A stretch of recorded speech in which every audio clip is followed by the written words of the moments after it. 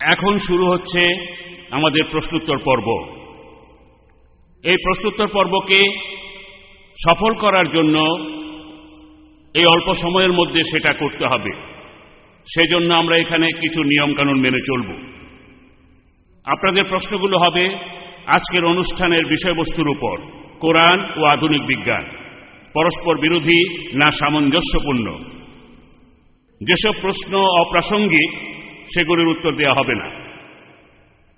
দয়া করে আপনাদের প্রশ্নগুলো সংক্ষেপ আর সহজ করবেন। প্রশ্ন করার সময়ে আপনারা দয়া করে বক্তৃতা দেবেন না। একবারে আপনারা একটা প্রশ্ন করবেন। দ্বিতীয় প্রশ্ন করতে চাইলে আপনাকে তখন সবার পেছনে দাঁড়াতে হবে।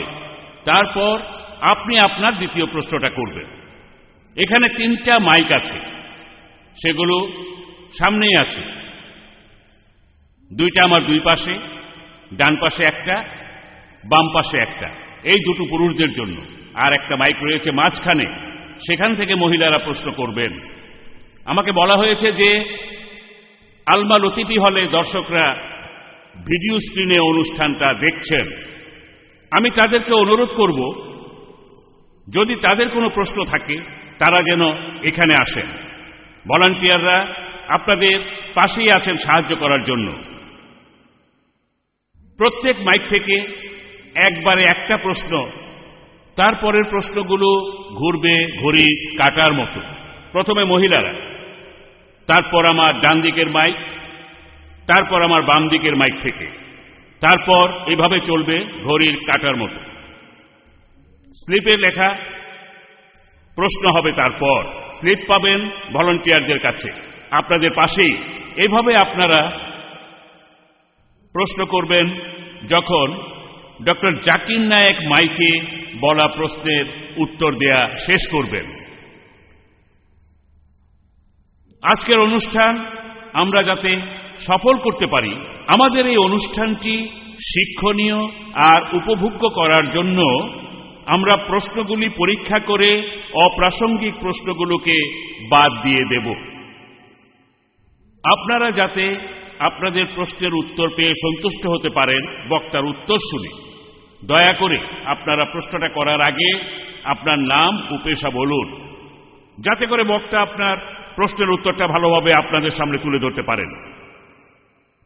এখন আমাদের অনুষ্ঠানের প্রথম প্রশ্ন মহিলাদের মধ্য থেকে।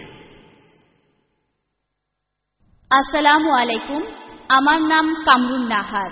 আমি কুয়েতে দারুল কুরআনে চাকরি করি। বর্তমানে আমি অরুশক্তিনগরে আরবি ভাষা শেখাচ্ছি। আমার প্রশ্নটা হলো, পবিত্র কোরআনে উল্লেখ করা আছে যে আল্লাহ সুবহানাহু ওয়া তাআলার কাছে একদিন সমান আমাদের 1000 বছর, আর অন্য এক জায়গায় এই কথাটি বলা হয়েছে যে একদিন সমান 50,000 বছর। কোরআন কি এখানে পরস্পর বিরোধী কথা বলছে না? আপনি কি বলেন? বোন একটা প্রশ্ন করেছেন যে পবিত্র কোরআনে উল্লেখ করা আছে বেশ কিছু জায়গায় যে আল্লাহর কাছে একদিন হলো 1000 বছরের সমান, আরেক জায়গায় লেখা আছে যে আল্লাহর কাছে একদিন হলো 50,000 বছরের সমান। এই কথা কি পরস্পর বিরোধী? বোন, আপনি যে আয়াতের কথা বলেছেন সেগুলো পবিত্র কোরআনে আছে। সূরা আল হাজের 47 নম্বর আয়াতে উল্লেখ করা আছে। আর এছাড়াও সূরা সাজদার 5 নম্বর আয়াতে উল্লেখ করা আছে, বলা হয়েছে যে তোমাদের প্রতিপালকের নিকট একদিন তোমাদের গণনার সহস্র বছরের সমান। এরপর সূরা মারিজের 4 নম্বর আয়াতে বলা হয়েছে যে আল্লাহ সুবহানাহু ওয়া তাআলার কাছে একদিন, এটা আমাদের মানুষদের সময়ের হিসাবে 50,000 বছর। এই দুটো কথাকে কি পরস্পর বিরোধী বলা যায়? আসলে পবিত্র কোরআনের এই আয়াতগুলো যা বোঝাতে চাচ্ছে, একটা ধারণা দিচ্ছে যে আল্লাহ সুবহানাহু ওয়া তাআলার সময়ের সাথে আমাদের পার্থিব সময়কে তুলনা করা যায় না। আমাদের পার্থিব সময় হোক সেটা 1000 বছর বা 50,000 বছর বা লক্ষ লক্ষ বছর, এই পার্থিব সময়টা আল্লাহর কাছে মাত্র একদিন অথবা মাত্র 1 সেকেন্ডের সমান হতে পারে। এখানে আপনাকে একটা ধারণা দেয়া হচ্ছে যে আল্লাহ সুবহানাহু ওয়া তাআলার সময়ের সাথে আমাদের পার্থিব সময়কে তুলনা করা যায় না। তারপরেও যদি আয়াতগুলোর শব্দগত অর্থ ধরেন, সেখানেও একটা ব্যাখ্যা রয়েছে। এই আয়াতগুলোতে যে আরবি শব্দটা ব্যবহার করা হয়েছে সেটা ইয়াম, এই শব্দটা দুটো আলাদা অর্থ আছে। ইয়ামের একটা অর্থ হলো দিন বা সময়কাল, অন্যটা যুগ বা লম্বা সময়। তাই আপনি যদি কোরআনে সূরা সাজদার 5 নম্বর আয়াতটি ভালো মতো পড়েন, বলা হয়েছে যে তিনিই সমুদয় বিষয়সমূহ পরিচালনা করেন, আকাশ হইতে পৃথিবী পর্যন্ত। অতঃপর একদিন সমস্ত কিছুই তাহার সমীপে সমর্থিত হইবে, যেদিনের পরিমাণ হইবে তোমাদের হিসাবে সহস্র বছর। যদি এই শব্দটা সঠিক অনুবাদ করেন, ইয়াম মানে সময়কাল, কথাটা দাঁড়াবে আল্লাহ আকাশ ও পৃথিবীর সবকিছু পরিচালনা করেন, আর সবকিছুই তাহার কাছে যাবে একটি সময়কালে, যে সময়টা তোমাদের হিসাবে 1000 বছর। আর সূরা মাজিদের 4 নম্বর আয়াতে এই কথাটা বলা হয়েছে যে রূহ এবং ফেরেশতা আল্লাহর দিকে ঊর্ধ্বগামী হয় এমন একদিনে যাহার পরিমাণ পার্থিব সময়ের হিসাবে 50,000 বছর। যদি আয়াতটা সঠিক অনুবাদ করেন, ইয়াম মানে সময়কাল, কথাটা দাঁড়াবে যে রূহ এবং ফেরেশতা তারা আল্লাহ সুবহানাহু ওয়া তাআলার কাছে পৌঁছায় একটা সময়কালে যেটা 50,000 বছরের সমান। পবিত্র কোরআন দুটো আলাদা সময়ের কথা বলেছে, তাই এখানে পরস্পর বিরোধী কিছু নেই। যেমন ধরেন আমি বললাম যে আমার এখান থেকে ওয়াশিতে যেতে 1 ঘন্টা সময় লাগবে, এই জায়গা থেকে ওয়াশিতে যেতে আমার সময় লাগবে 1 ঘন্টা। আর তারপর বললাম যে এই জায়গা থেকে শ্রীনগর যেতে আমার সময় লাগবে 50 ঘন্টা। 50 ঘন্টা এটা পরস্পর বিরোধী না, কারণ দুটোই আলাদা সময়কাল। তাই এক আয়াতে কোরআন বলছে যে সময়কালের মধ্যে সমস্ত রূহ এবং ফেরেশতা আল্লাহ সুবহানাহু ওয়া তাআলার দিকে ঊর্ধ্বগামী হয়, সেটা পার্থিব সময়ের হিসেবে 50,000 বছরের সমান। আরেকটা আয়াত বলছে যে সময়কালের মধ্যে সবকিছু আল্লাহ সুবহানাহু ওয়া তাআলার কাছে সমর্থিত হয়, সেটা 1000 বছরের সমান। এটা পরস্পর বিরোধী নয়। আশা করি উত্তরটা পেয়েছেন। আসসালামু আলাইকুম জাকির ভাই, আমার নাম শাকির, মেকানিক্যাল ইঞ্জিনিয়ারিং এর ছাত্র। আপনাকে একটা প্রশ্ন করতে চাই যে কিভাবে একজন নাস্তিকের কাছে প্রমাণ করবেন বৈজ্ঞানিকভাবে যে একজন সৃষ্টিকর্তা আছেন? ভাই একটা প্রশ্ন করেছেন যে কি করে আমি বৈজ্ঞানিকভাবে প্রমাণ করব যে একজন সৃষ্টিকর্তা আছেন, আল্লাহ সুবহানাহু ওয়া তাআলা আছেন, বিশেষ করে একজন নাস্তিকের কাছে যে কোনো ঈশ্বরকেই বিশ্বাস করে না। আমি প্রথমে যে কাজটা করব সেটা হলো আমি সেই নাস্তিককে অভিনন্দন জানাবো। কেন বলতে পারেন? আমাদের আশেপাশে দেখেন, উনি একজন হিন্দু কারণ উনার বাবা হিন্দু, উনি একজন খ্রিস্টান কারণ উনার বাবা খ্রিস্টান, আর উনি হলেন মুসলিম কারণ উনার বাবা ছিলেন মুসলিম। এই নাস্তিক যদিও জন্মের সময় তার একটা ধর্মীয় পরিচয় ছিল, সে কোন রকম নকল ঈশ্বরে বিশ্বাস করে না। তার বাবা মা যে ঈশ্বরে বিশ্বাস করে, তাই সে ঈশ্বরে বিশ্বাস করে না। আমি তাকে অভিনন্দন জানাচ্ছি কারণ সেই নাস্তিক লোকটা শাহাদার প্রথম অংশটা মেনে নিয়েছে। ইসলামিক ধর্মমতের প্রথম অংশ লা ইলাহা, কোথাও কোনো ঈশ্বর নেই। এখন আমি যেটা করব, প্রমাণ করব ইল্লাল্লাহ, আল্লাহ ছাড়া, সেটা আমি করব ইনশাআল্লাহ। অন্য মানুষের ক্ষেত্রে আগে ভুল ঈশ্বরের ধারণাটা দূর করতে হবে, আর তারপরে আল্লাহ সুবহানাহু ওয়া তাআলার সঠিক ধারণা দিতে হবে। এখানে আমার অর্ধেক কাজ হয়ে গেছে। সে মেনে নিয়েছে লা ইলাহা, কোন ঈশ্বর নেই। এবার আমি প্রমাণ করব ইল্লাল্লাহ, আল্লাহ ছাড়া, সেটা আমি করব ইনশাআল্লাহ। সেই নাস্তিককে প্রশ্ন করেন যে ধরেন কোন একটা বস্তুটা অপরিচিত হতে পারে, সেটা উঠতে পারে, যেটা পৃথিবীতে কেউ কখনো দেখেনি। পৃথিবীর কোনো মানুষ এই বস্তুটা সম্পর্কে কিছুই জানে না। যদি বস্তুটা আপনার সামনে আনা হয়, যদি প্রশ্ন করা হয় যে বস্তুটা কিভাবে কাজ করে, কোন ব্যক্তি প্রথমে আপনাকে সেটা বলতে পারবে? কোন ব্যক্তি প্রথমে বলতে পারবে? তাকে প্রশ্ন করেন, প্রথমে কোন ব্যক্তি আপনাকে বলতে পারবে এই নতুন বস্তুটা কিভাবে কাজ করে, যেটা পৃথিবীর কোনো মানুষ কখনো দেখেনি? কিছুক্ষণ চিন্তা করার পর সে আপনাকে উত্তর দেবে যে আপনাকে বলতে পারবে বস্তুটা কিভাবে কাজ করে। প্রথম ব্যক্তি হলো সেই বস্তুটা যে সৃষ্টি করেছে। কেউ বলবে প্রস্তুতকারক, বলতে পারে উৎপাদনকারী। যে উত্তরই আসুক, শব্দটা নিয়ে তর্ক করবেন না, মেনে নেন। অর্থটা প্রায় একই, সৃষ্টিকর্তা, পরিচালক, উৎপাদনকারী বা প্রস্তুতকারী। তবে উত্তরটা মনে রাখুন, উত্তরটা আপনার মাথায় রাখুন, তারপর তাকে আবার প্রশ্ন করুন এই বিশ্বজগৎ কিভাবে সৃষ্টি হয়েছে, কিভাবে তৈরি হয়েছে। সে আপনাকে বিজ্ঞানের থিওরির কথা বলবে। তাকে বলবেন পবিত্র কোরআনে সূরা আম্বিয়ার 30 নম্বর আয়াতে বিজ্ঞানের থিওরির কথা সংক্ষেপে বলা হয়েছে। 1400 বছর আগে পবিত্র কোরআনে কে এই কথা লিখতে পারে? সে তখন বলতে পারে এটা হঠাৎ করে মিলে গেছে। কোনো তর্ক করবেন না। এরপরে প্রশ্ন করবেন আমরা জানতাম না যে চাঁদের আলোটা আসলে প্রতিফলিত আলো, আমরা সেদিন জানলাম। সে আপনাকে বলবে যে হ্যাঁ, চাঁদের আলো প্রতিফলিত আলো, এটা নিজের আলো নয়। আবিষ্কারটা কবে হয়েছে? সে বলবে সেদিন, গতকাল, 50 বছর আগে, 100 বছর আগে, কিছুদিন আগে জেনেছি।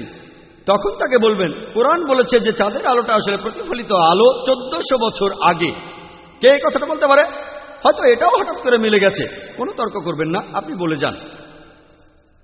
আমরা জানতাম সূর্য স্থির। প্রশ্ন করেন সূর্য স্থির, সে বলবে না, সূর্য গতিশীল, চারপাশে ঘুরছে। আমরা এটা কবে জানলাম? এই সেদিন, 50 বছর আগে, 100 বছর আগে। কোরআন এই কথা বলেছে 1400 বছর আগে। সে ইতস্তত বোধ করবে। তারপরেও বলতে পারে কোনো বুদ্ধিমান লোক এটা লিখেছে। এরপর তর্ক করবেন না, বলে যান। বিশ্বজগতের প্রাথমিক অবস্থা কেমন ছিল? সৌরজগতের সব উপাদান? সে আপনাকে বলবে সব ছিল ধোঁয়া। এটা কিভাবে জানলাম? আমাদের কাছে প্রমাণ আছে, আমাদের কাছে এভিডেন্স আছে। তাকে বলেন কোরআন এই কথা বলেছে 1400 বছর আগে। কে এই কথা বলতে পারে? সে ইতস্তত করবে। তার উত্তরের জন্য অপেক্ষা করবেন না, বলে যান। একটার পর একটা প্রশ্ন করতে থাকুন। আমি যেভাবে বললাম এভাবে একটার পর একটা প্রশ্ন করে যান। যে পানচক্র এ সম্পর্কে কবে জেনেছি? কোরআন এটা 1400 বছর আগে বলেছে। পৃথিবীর সব জীবজন্তু পানি থেকে সৃষ্টি হয়েছে, এ কথা কে বলতে পারে? কোরআন উদ্ভিদবিদ্যা নিয়েও কথা বলেছে, পুরুষ এবং নারী। কে কথা বলতে পারে? এভাবে একটার পর একটা বলেন আর প্রশ্ন করেন কে কথা লিখতে পারে। এরপর তাকে বলেন একটা থিওরি আছে যার নাম থিওরি অফ প্রবাবিলিটি। ধরুন আপনার সামনে দুটো পথ আছে, তার একটা হলো সঠিক। এখন আপনি সঠিক পথটা বেছে নেবেন, তার সম্ভাবনা একেবারে আন্দাজে, সেটা 1/2। ধরুন আমি একটা পয়সা টস করলাম, হেড করতে পারে অথবা টেইল। আমি ঠিক বলবো তার সম্ভাবনা 1/2।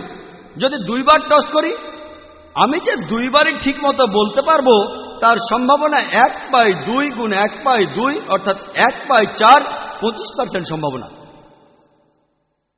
যদি 3 বার টস করি, 3 বারই ঠিক বলবো তার সম্ভাবনা 1/2 গুণ 1/2 গুণ 1/2 সমান 1/8, 12.5%। একটা ছক্কার 6টা দিক থাকে। যদি একটা ছক্কা ছুঁড়ে দেই, আমি ঠিক মতো বলবো তার সম্ভাবনা হলো 1/6। যদি আমি 2 বার ছুঁড়ি, 2 বারই ঠিক বলতে পারবো তার সম্ভাবনা 1/6 গুণ 1/6, 1/36। এটাকে বলা হয় থিওরি অফ প্রবাবিলিটি।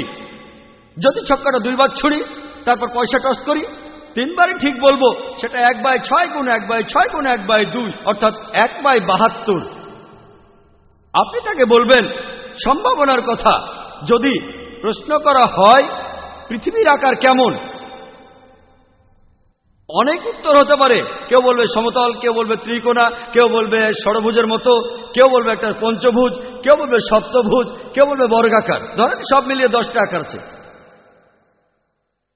কেউ বলবে গোলাকার বা বর্তুলাকার। এখন কেউ আন্দাজে ঠিক মতো বলতে পারবে তার সম্ভাবনা হলো 1/10। চাঁদের যে আলোটা, সেটা প্রতিফলিত আলো হতে পারে, আবার নিজের আলোও হতে পারে। কেউ আবারও আন্দাজে এটা ঠিকভাবে বলবে সেটার সম্ভাবনা হলো 1/2। এখন এই দুটোই পৃথিবীর আকার আর চাঁদের আলো আসলে প্রতিফলিত আলো। কেউ আন্দাজে বলবে আর ঠিক মতো মিলে যাবে, তার সম্ভাবনা 1/10 গুণ 1/2 সমান 1/20। পৃথিবীর জীবজন্তু কি দিয়ে তৈরি? কেউ বলতে পারে বালি, কেউ বলবে পাথর, কেউ বা বলবে অ্যালুমিনিয়াম, কেউ বলবে আবার সোনা। ধরেন 1000টা উপাদানের নাম বলবে। কেউ হয়তো বলবে পানি, আবার কেউ বলবে রূপা। 1000টা উপাদান। এখানে কেউ আন্দাজে উত্তরটা দেবে, সেটা ঠিক হবে তার সম্ভাবনা এই থিওরি অনুযায়ী 1/1000। এই তিনটাই ঠিক হবে তার সম্ভাবনা। পৃথিবী বর্তুলাকার, চাঁদের আলো প্রতিফলিত আলো, আর সব জীবজন্তু পানি দিয়ে তৈরি, তার সম্ভাবনা সেটা হবে 1/10 গুণ 1/2 গুণ 1/1000। এটা তখন হবে 1/20000, 0.005%। পবিত্র কোরআনে 1000-এরও বেশি আয়াতে বিজ্ঞান সম্পর্কে বলা হয়েছে। 3টা ক্ষেত্রে এই সম্ভাবনাটা 0.005%। আপনি যদি প্রবাবিলিটি থিওরি দিয়ে সবগুলো আয়াতের কথাকে বিচার করেন, উত্তরটা দাঁড়াবে প্রায় শূন্যের কাছাকাছি। থিওরি অনুযায়ী 1/10⁻50, এটা তখন শূন্যের কাছাকাছি। তখন আপনি সে নাস্তিককে প্রশ্ন করবেন কে এই কথাগুলো লিখতে পারে। এখানে শুধু একটাই উত্তর দেয়া যায়, প্রথম উত্তরটা, সৃষ্টিকর্তা, প্রস্তুতকারক, যিনি সব কিছু তৈরি করেছেন। এই উত্তর ছাড়া এখানে আর কোনো উত্তর নেই। বিজ্ঞান আজকের দিনে যেটা করছে, আসলে বিজ্ঞান ঈশ্বরকে বাতিল করছে না, ঈশ্বরের কিছু ধারণাকে বাতিল করছে। লা ইলাহা ইল্লাল্লাহ, বিজ্ঞান ঈশ্বরকে বাতিল করছে না, কিছু ধারণাকে বাতিল করছে। আশা করি উত্তরটা পেয়েছেন।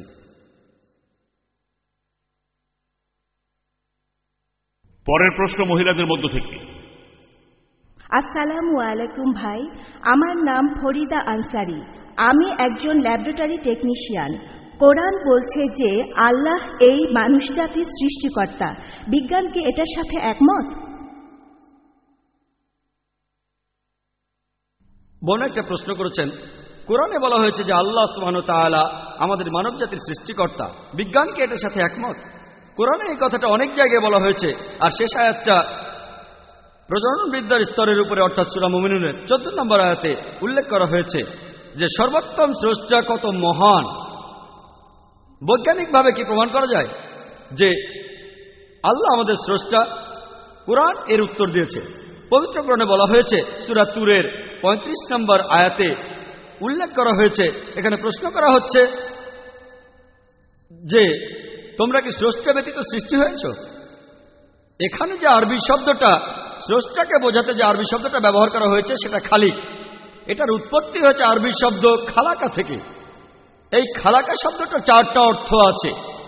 একটা অর্থ হলো একেবারে শূন্য থেকে কোনো কিছু সৃষ্টি করা, অতীতে যার কোনো দৃষ্টান্ত নেই, এটা শুধুমাত্র আল্লাহ তাআলার পক্ষেই সম্ভব।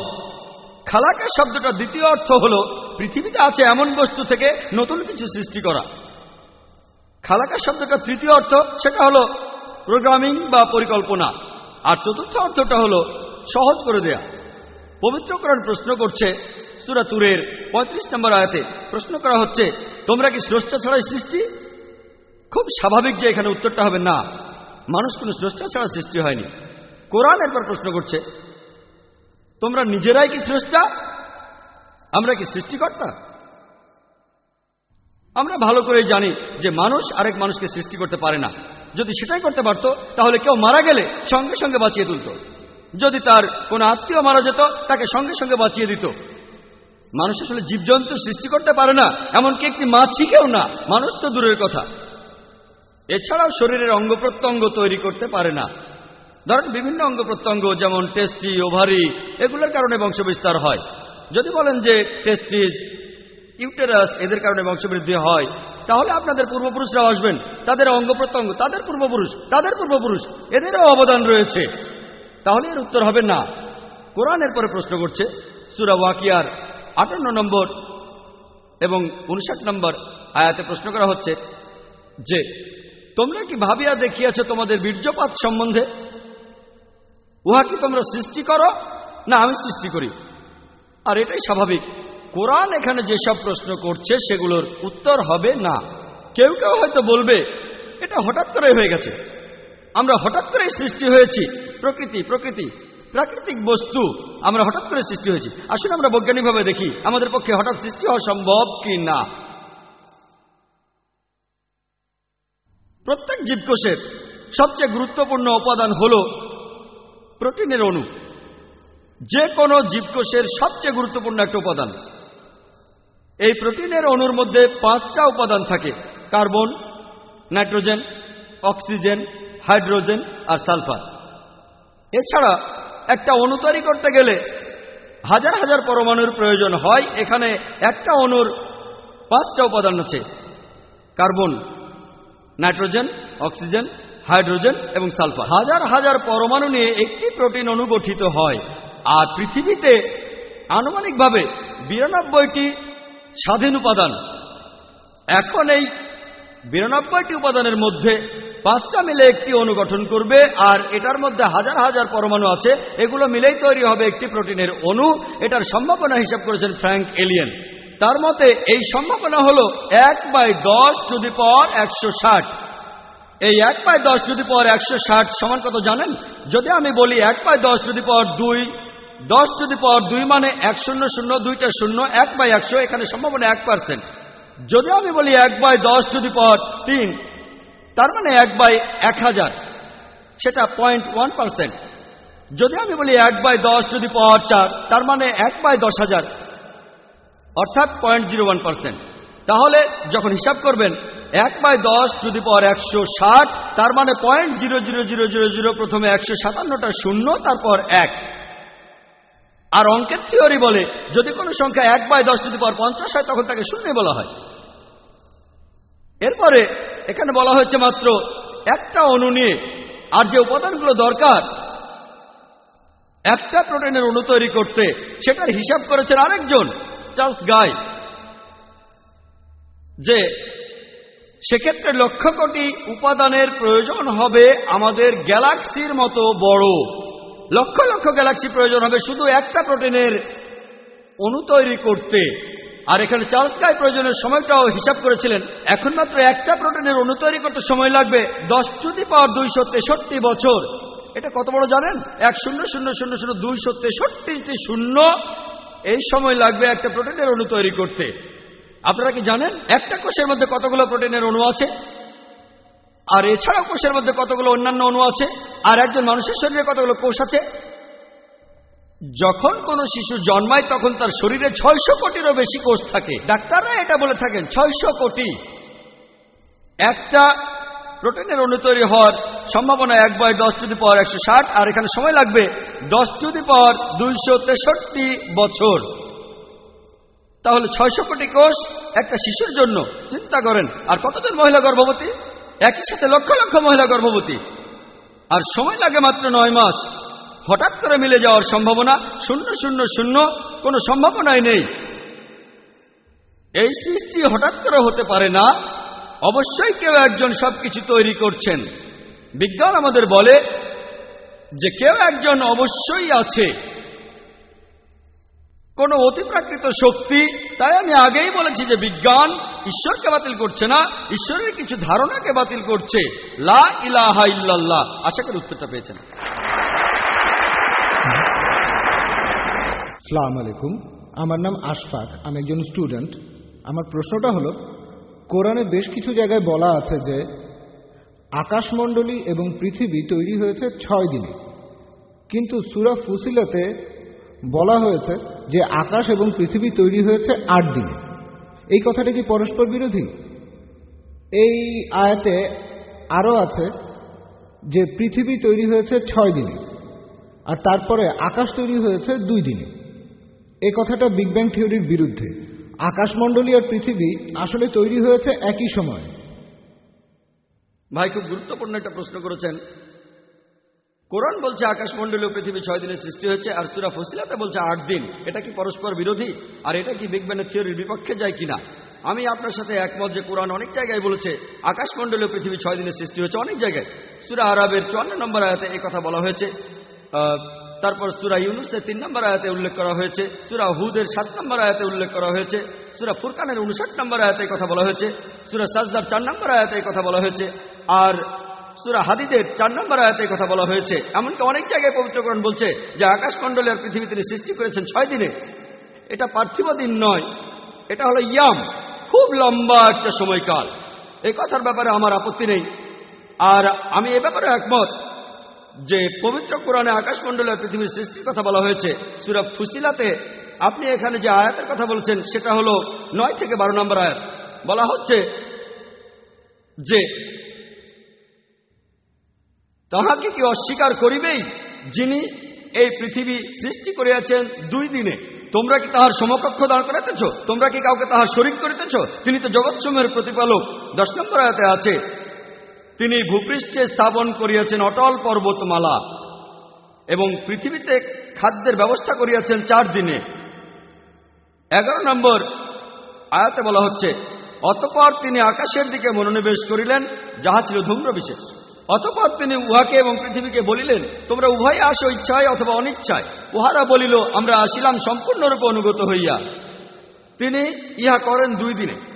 তাই আপনি যদি পড়েন চিন্তা না করেই 2 + 4 + 2 = 8 দিন। কুরআন এই আয়াতগুলোর শুরুতেই উত্তর দিয়েছে। এখানে বলা হয়েছে যে যারা এর মধ্যে ভুল খুঁজতে যাবে তারা হবে সেই লোকগুলোর সমান যারা অন্য কাউকে আল্লাহর শরীক করে।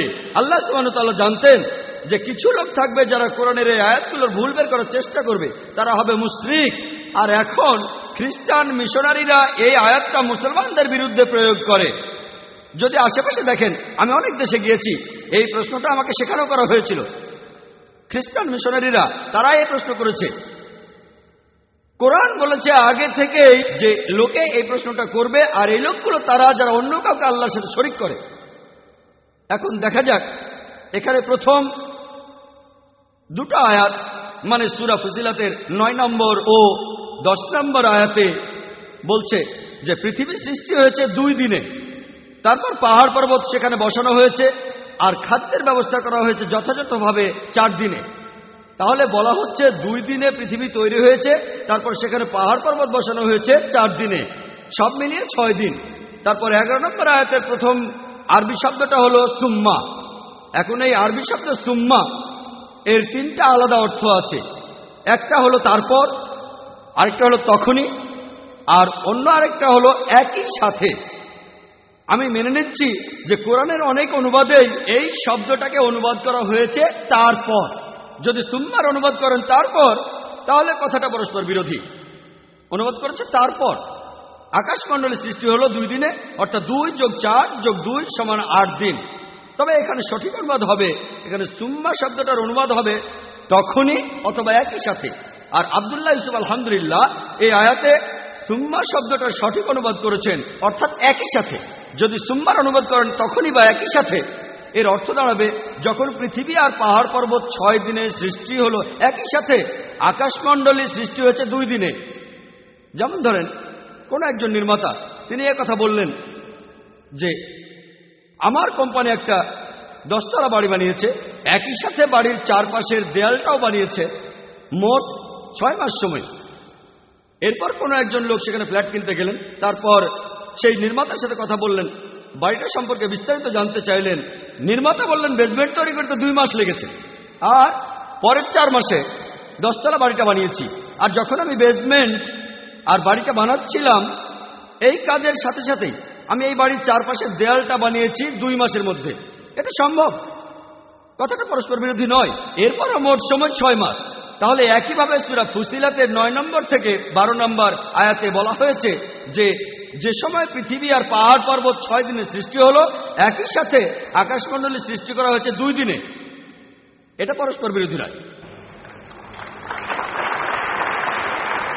আর একইভাবে যদি অনুবাদ করেন তারপর, কথাটা বিজ্ঞানসম্মত হয় না, কারণ পৃথিবী আগে সৃষ্টি করা হয়েছে, তারপরে পাহাড় পর্বত, এটা পরস্পর বিরোধী। এছাড়াও পবিত্র কোরআনে সূরা বাকারার 29 নম্বর আয়াতে বলা হয়েছে যে আল্লাহ পৃথিবী সৃষ্টি করেছেন সুম্মা, আকাশমণ্ডলী। তবে দুর্ভাগ্যজনকভাবে আব্দুল্লাহ ইউসুফ আলী এখানে সুম্মার অনুবাদ করেছেন তারপর। আর কোরআনে সূরা বাকারার 29 নম্বর আয়াতে তিনি সুম্মা শব্দের অনুবাদ করেছেন তারপর। আল্লাহ পৃথিবী সৃষ্টি করেছেন, তারপরে আকাশমণ্ডলী, তখন এটা পরস্পর বিরোধী। এখানে সুম্মা শব্দটা সঠিক অনুবাদ হবে তখনই বা একই সাথে। যদি অনুবাদ করেন একই সাথে, তাহলে কথাটা পরস্পর বিরোধী নয়, কারণ বিজ্ঞানের থিওরি আমাদের বলে যে আকাশ আর পৃথিবী একই সাথে সৃষ্টি হয়েছে। আর সেজন্যই কোরআনে, পবিত্র কোরআনে অনেক জায়গায় আছে আমি আকাশমণ্ডলী ও পৃথিবী তৈরি করলাম, আরেক জায়গায় বলা হচ্ছে আমি পৃথিবী ও আকাশ তৈরি করলাম। সবশেষে আমি পবিত্র কোরআনের সূরা আম্বিয়া 30 নম্বর আয়াতের কথাটা উল্লেখ করছি। আওয়ালাম ইয়ারাল্লাযীনা কাফারু আন্না সামাওয়াতি ওয়াল আরদা কানাত রাতকান ফাতাকনাহুমা। অবিশ্বাসীরা কি ভাবিয়া দেখে না আকাশমণ্ডলী ও পৃথিবী মিশিয়া ছিল, আমি উভয়কে পৃথক করিলাম।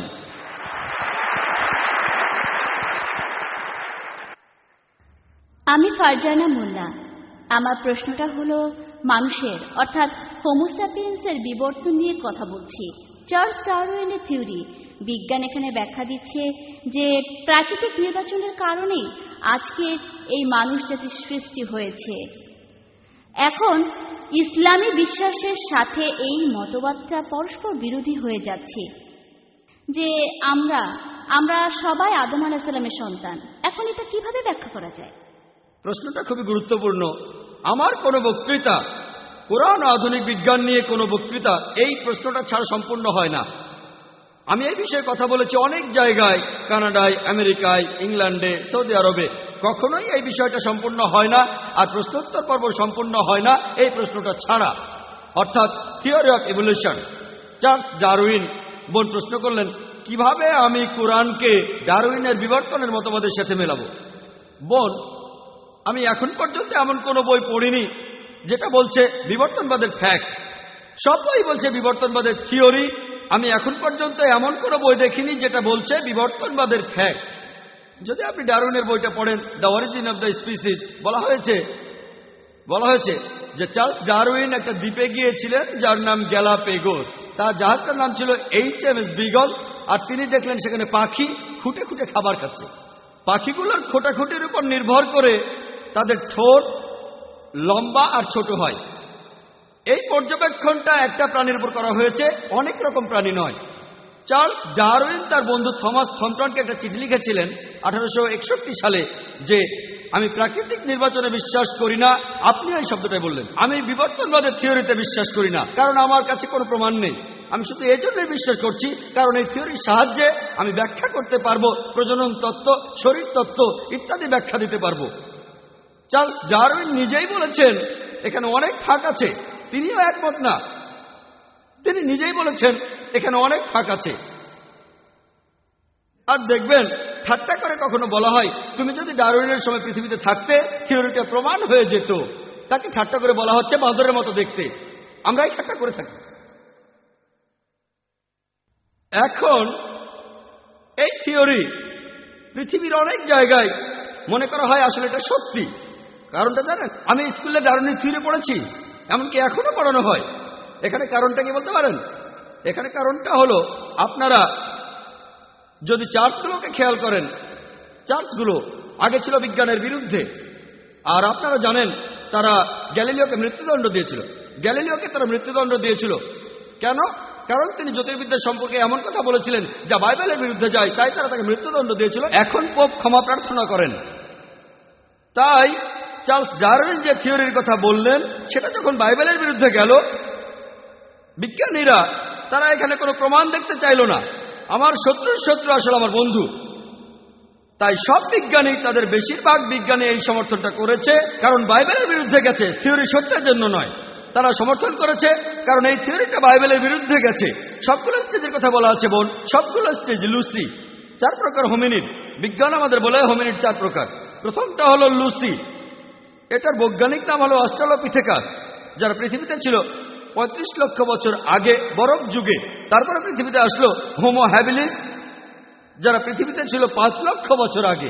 তারপর আসলো নিয়ানডার্থাল ম্যান, যারা ছিল 1 লক্ষ থেকে 40,000 বছর আগে। তারপর আসলো চতুর্থ স্টেজ, ক্রো-ম্যাগনন। এইসব স্টেজের সাথে ডারউইনের কোনো সম্পর্ক নেই। পিপি গ্রাসে বলেছেন 1971 সালে, যিনি চেয়ারম্যান ছিলেন ইভলিউশনারি স্টেজ স্টাডিজের প্যারিসে সোজার ইউনিভার্সিটিতে, তিনি বলেছেন এটা একেবারে অসম্ভব। শুধুমাত্র ফসিল দেখে পূর্বপুরুষ বের করা যায় না। আমি আপনাদের এখানে কয়েকশো বিজ্ঞানীর নাম বলতে পারি, নোবেল বিজয়ীদের নাম, যারা ডারউইনের থিওরির বিরুদ্ধে। অনেকেই আপনারা হয়তো জানেন স্যার অ্যালবার্ট জর্জি, যিনি নোবেল পেয়েছিলেন ভিটামিন সি আবিষ্কারের জন্য। তিনি একটা বই লিখেছিলেন, দ্য কেভিয়ার অ্যান্ড ম্যান, ডারউইনের থিওরির বিরুদ্ধে। এরপর আপনি যদি স্যার ফ্রেড হোয়েলের বই পড়েন, তিনি সেখানে ডারউইনের থিওরির বিরুদ্ধে কথা বলেছেন। যদি আপনি রবার্ট অ্যালবার্টের নাম শোনেন, তিনি নতুন একটা বিবর্তনের থিওরি লিখেছেন ডারউইনের থিওরির বিরুদ্ধে। এটা চিন্তা করা যায় না, কল্পনা করা যায় না যে মানুষ এসেছে বাঁদর থেকে। যদি আপনারা স্যার স্যালসবারির নাম শোনেন, একজন জীববিজ্ঞানী, তিনি বলেছেন এই ডারউইনের থিওরি বিশ্বাস করাটা খুবই অযৌক্তিক। যদি হোয়াইটমিটের নাম শোনেন, স্যার হোয়াইটমিট, তিনিও ডারউইনের থিওরির বিরুদ্ধে বই লিখেছেন। তিনিও একজন জীববিজ্ঞানী। আমি কয়েকশো জনের নাম বলতে পারি। আজকের দিনেও এটা স্কুলে পড়ানো হয়। কেন সেটা আমি আগে বলেছি। মিডিয়া তাদের হাতে, এছাড়া এখানে আর কোনো প্রমাণ নেই। এখানে অবশ্যই কিছু প্রমাণ আছে একেবারে নিচু স্তরে, যেমন অ্যামিবা। নিচু স্তরের প্রাণীর ক্ষেত্রে যেমন অ্যামিবা নিজেকে প্যারামিশিয়ায় বদলে ফেলে। কোরআনের কথা বলে না যে অ্যামিবা বদলায় না, কোরআনের কথা বলে না। যদি প্রমাণ করা যায় সেক্ষেত্রে হয়তো সম্ভব, এটা কোরআনের বিরুদ্ধে নয়। কিন্তু এখানে কোনো প্রমাণ নেই। লোকে মলিকিউলার বায়োলজি থিওরির কথা বলে, জেনেটিক কোডিং এর কথা বলে। হ্যান্স ক্রেগের মত অনুযায়ী, যিনি এই ব্যাপারে একজন বিশেষজ্ঞ, তিনি বলেছেন এটা অকল্পনীয়। যদি আবারও আপনি হিসাব করেন সেই প্রবাবিলিটি যে একটা ডিএনএ সেটা দিয়েই বাদর থেকে মানুষ হয়েছে, এটাও শূন্য হবে। যদি আমি আবার হিসাব করি আপনারা শুধু বিরক্তই হবেন। আপনাদের একটা প্রোটিন অণুর হিসাব দেখিয়েছিলাম, হিসাবটা এরকম হবে, একটা ডিএনএ, এটা আসলে কোনোভাবেই সম্ভব নয়। আপনারা জানেন নতুন একটা থিওরি এসেছে যে সমকামিতা জিনের মধ্যেই আছে। আমি খবরটা পড়েছিলাম টাইমস অফ ইন্ডিয়ায়। আমি ভেবেছিলাম এবারে আমি যখন রবিবারে আবার আমার পরের লেকচারটা দেব, আমাকে এই প্রশ্নটা তখন করা হবে, যদি সমকামিতা জিনের মধ্যেই থাকে আল্লাহ আমাদের কেন দোষ দেবেন? কোরআন সমকামিতার বিরুদ্ধে কথা বলেছে। আমি বললাম যে এটা আসলে থিওরি, অপেক্ষা করুন প্রমাণিত হোক, এখনই মন্তব্য করবেন না। এরপর মাত্র কয়েক মাস পরেই দেখা গেল এই থিওরিটা ভুল প্রমাণিত হলো। আর যে লোক এই থিওরির কথা বলেছিল যে সমকামিতার জিনেই আছে, সে নিজেই একজন সমকামী। সেজন্যই বলেছি আমি কথা বলবো বিজ্ঞানের প্রতিষ্ঠিত সত্য নিয়ে, থিওরি আর অনুমান নিয়ে নয়। ডারউইনের থিওরি প্রমাণিত কিছু নয়। আমরা মানুষরা বাদর থেকে আসিনি। অনেক বিজ্ঞানী এই থিওরির বিরুদ্ধে কথা বলেন, আর পবিত্র কোরআনের বিরুদ্ধে কথা বলেছে। কোরআন বলছে প্রথম মানুষ হলেন আদম আলাইহিস সালাম। ইনশাআল্লাহ আমরা এটা আবিষ্কার করব, হয়তো 100 বছর পরে বা 1000 বছর পরে। এটা নিয়ে গবেষণা হচ্ছে যে মানুষ জাতি একটা যুগল থেকে তৈরি হয়েছে কিনা। তবে এটা শুধু থিওরি, এটা কোরআনের আয়াত আছে যে মানুষ জাতি তৈরি হয়েছে একটি যুগল থেকে, পুরুষ ও নারী। এটা শুধুই থিওরি, তাই এটার কথা আমার লেকচারে বলিনি।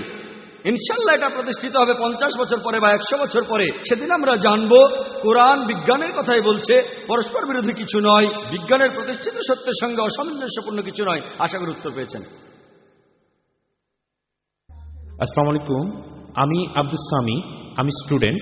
কোরআনে বলা হয়েছে যে অবিশ্বাসীদের হৃদয় বন্ধ করা আছে, কিন্তু বিজ্ঞান আমাদের বলে মানুষের ব্রেইন চিন্তা করে, হৃদয় না। এটা একটু ব্যাখ্যা করেন প্লিজ। ভাই একটা প্রশ্ন করেছেন যে কোরআনে আছে অবিশ্বাসীদের হৃদয় ঢেকে দিয়েছেন আল্লাহ সুবহানাহু ওয়া তাআলা। আজকে বিজ্ঞান আমাদের বলে আমাদের ব্রেনই সব চিন্তা করে, হৃৎপিণ্ড না। আমিও একমত। তাহলে কোরআনকে অবৈজ্ঞানিক যখন বলা হচ্ছে হৃদয় ঢেকে দেওয়া হয়েছে, আমিও মেনে নিচ্ছি যে কোরআনে বিভিন্ন জায়গায় বলা হয়েছে, যেমন সূরা বাকারার 7 নম্বর আয়াতে বলা হয়েছে যে আল্লাহ হৃদয় ঢেকে দিয়েছেন কাফির লোকদের হৃদয়। সে কথাই বলা হয়েছে যে তাদের হৃদয়কে ঢেকে দেওয়া হয়েছে। এখানে যে আরবি শব্দটা আছে সেটা হচ্ছে কলব। এই আরবি শব্দ কলবের দুটো অর্থ আছে, একটা হলো হৃদয়, আরেকটা হলো বুদ্ধিমত্তা। তাই যদি সঠিকভাবে অনুবাদ করেন, এখানে বলা হয়েছে আল্লাহ তাদের বুদ্ধিমত্তাকে ঢেকে দিয়েছেন অবিশ্বাসীদের বুদ্ধিমত্তা। আর এটা বৈজ্ঞানিকভাবে প্রমাণিত যে বুদ্ধিমত্তাকে ঢেকে দেওয়া হবে, হৃদয়কে নয়। তবে একজন শ্রোতা আমাকে প্রশ্ন করেছিল, ভাই জাকির, আমি মেনে নিলাম যে কলব মানে হৃদয় আর বুদ্ধিমত্তাও হতে পারে, কিন্তু একটা আয়াতে বলা হয়েছে যে বুকের পেছনে হৃদয় থাকে। তাহলে এখানে আপনি কি উত্তর দেবেন?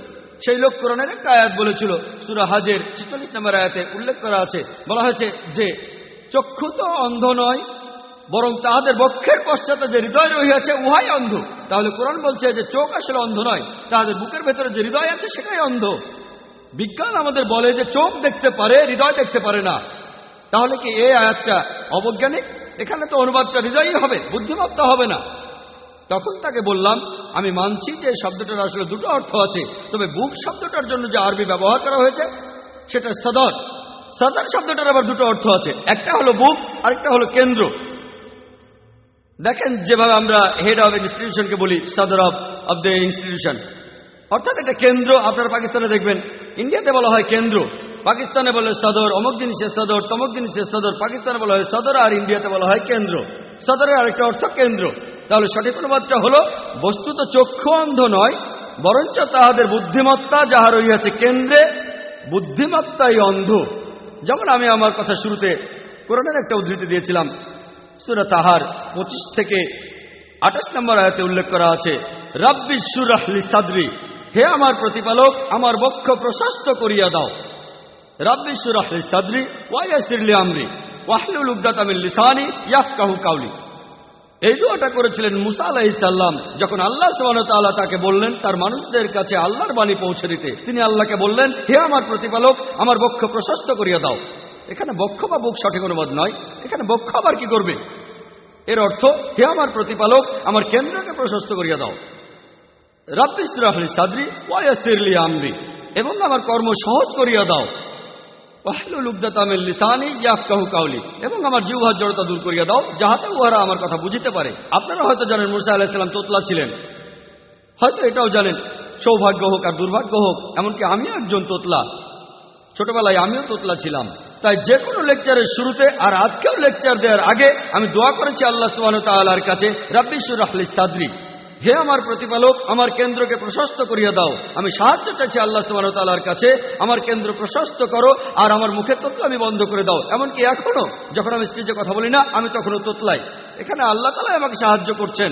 রাব্বি ইশরাহ লি সাদরি, হে আমার প্রতিপালক আমার কেন্দ্রকে প্রশস্ত করিয়া দাও, আমার কর্ম সহজ করিয়া দাও, আমার জিহ্বার জড়তা দূর করিয়া দাও আমার শ্রোতাদের সাথে আমার, যাতে তারা আমাকে বুঝতে পারে। তাই বৈজ্ঞানিকভাবে আপনারা যদি সূরা হজের এই আয়াতটা দেখেন, সূরা হজের 46 নম্বর আয়াত, এখানে বলা হচ্ছে যে তাদের চোখ অন্ধ নয়, আসলে তাদের বুদ্ধিমত্তা যেটা রয়েছে তাদের কেন্দ্রে সেটাই অন্ধ। কারণ তারা অন্ধ নয়, অবিশ্বাসীরা দেখতে পায়। তাদের অন্ধ বলাটা অবৈজ্ঞানিক। পবিত্র কোরআনের সূরা বাকারার 18 নম্বর আয়াতে উল্লেখ করা হয়েছে, বলা হয়েছে যে তারা বধির, মুখ ও অন্ধ, সুতরাং তাহারা নির্দেশিত পথে ফিরিবে না। সুম্মুম বুকমুন উমিউন ফাহুম লা ইয়ারজুন, বধির, মুখ এবং অন্ধ, তাহারা নির্দেশিত পথে ফিরিবে না। এখানে সত্যিকারের বধিরদের কথা বলা হচ্ছে না, বলা হচ্ছে অবিশ্বাসীদের কথা, যারা শুনেও শুনতে পায় না, আল্লাহ তাআলার নিদর্শন দেখেও তারা কোরআন মানতে চায় না। তাই কোরআন অনেক বেশি বৈজ্ঞানিক। কোরআন ঠিকই বলছে তারা দেখতে পায়, তাদের চোখ অন্ধ নয়, বরং তাদের বুদ্ধিমত্তা যেটা আছে তাদের কেন্দ্রে সেটাই অন্ধ।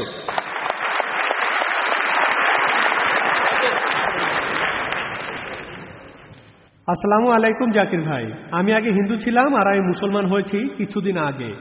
আমি আপনাকে এখন যে প্রশ্নটা করতে চাই, যখন কোনো মহিলা তার গর্ভে সন্তান ধারণ করে, ইসলামে গর্ভপাত নিষিদ্ধ, কিন্তু কোনো মহিলার যদি মেডিকেল প্রবলেম থাকে, রক্তশূন্যতায় ভোগে, অথবা কিছুদিন আগে যে সন্তান প্রসব করেছে আর এমন অবস্থায় সবসময় তার জীবনের উপর ঝুঁকি রয়েছে, অমুসলিম ডাক্তাররা বলেন গর্ভপাত করিয়ে ফেলতে, মুসলিম ডাক্তাররা বলেন এটা হারাম, আর যেসব ডাক্তাররা একটু আধুনিক তারা বলেন যে যদি সন্তান 40 দিন গর্ভে থাকে 40 দিনের আগে গর্ভপাত করা যাবে, 40 দিনের পর করা যাবে না। ইসলামী কোনো আইনে অনুমতি দেওয়া হয়নি, এটা কি ঠিক নাকি ভুল? ভাই আপনি একটা প্রশ্ন করেছেন, আপনি বললেন যে এখনকার দিনে অনেক ক্ষেত্রে গর্ভপাত ঘটানো হয়, কিন্তু পবিত্র কোরআনে কোনো গর্ভপাতের অনুমতি দেওয়া হয়নি। এমনকি যখন মায়ের জীবনের উপর ঝুঁকি থাকে, পবিত্র কোরআনে গর্ভপাত নিয়ে বলা হয়েছে সূরা আনামের 151 নম্বর আয়াতে উল্লেখ করা আছে। এছাড়াও সূরা ইসরার 31 নম্বর আয়াতে উল্লেখ করা আছে, বলা হয়েছে তোমাদের সন্তানকে দারিদ্র্যের ভয়ে হত্যা করিও না, কারণ উহাদিগকে আমিই রিজিক দেই এবং তোমাদিগকেও দেই, নিশ্চয়ই উহাদিগকে হত্যা করা মহাপাপ। তাহলে গর্ভপাত ঘটানো হারাম স্বাভাবিক পরিস্থিতিতে, যেমন ধরুন শূকরের মাংস হারাম, অ্যালকোহল হারাম, মৃত পশুর মাংস হারাম। তবে একই সাথে কোরআন বলছে 4টি আলাদা জায়গায়। সূরা বাকারার 173 নম্বর আয়াতে বলা হয়েছে, সূরা মাইদার 3 নম্বর আয়াতে বলা হয়েছে, সূরা আনামের 145 নম্বর আয়াতে বলা হয়েছে এবং সূরা নাহালের 115 নম্বর আয়াতে উল্লেখ করা হয়েছে, বলা হয়েছে যে যদি নিরুপায় হইয়া কেহ আল্লাহর নির্দেশ পালন না করে আল্লাহ সেক্ষেত্রে ক্ষমাশীল। যদি নিরুপায় হয়ে আপনি আল্লাহর নির্দেশ পালন না করেন আল্লাহ সেক্ষেত্রে ক্ষমা করবেন। ধরুন অনাহারে মারা যাচ্ছেন, শূকরের মাংস ছাড়া খাওয়ার কিছুই নেই, তখন সেটাই হালাল হয়ে যাবে, সেটাই হালাল, তবে সেটা তখনকার জন্যই, পরে আর সেটা খেতে পারবেন না। আপনি কোনো জঙ্গলে গেলেন, সেখানে শূকরই হলো একমাত্র খাদ্য, অথবা মরুভূমিতে শুধুমাত্র সেই সময়টার জন্য শূকর খাওয়া হালাল। আপনি যদি শহরে ফিরে আসেন তখন ওটা আবার হারাম। একইভাবে গর্ভপাত, শুধুমাত্র সন্তান চান না এজন্য গর্ভপাত ইসলামে হারাম এবং গুরুতর পাপ, কিন্তু এতে যদি মায়ের জীবনের উপর ঝুঁকি থাকে সেক্ষেত্রে এটার অনুমতি আছে, কারণ ইসলাম ধর্মে সন্তানের জীবনের চাইতে মায়ের জীবন অনেক বেশি মূল্যবান। সন্তান তো এখনো জন্মগ্রহণই করেনি। আমি জানি যে কিছু ব্যক্তি এভাবে বলেন 40 দিনের পর গর্ভপাত করা যাবে না, 40 দিনের আগে এটা করা যাবে।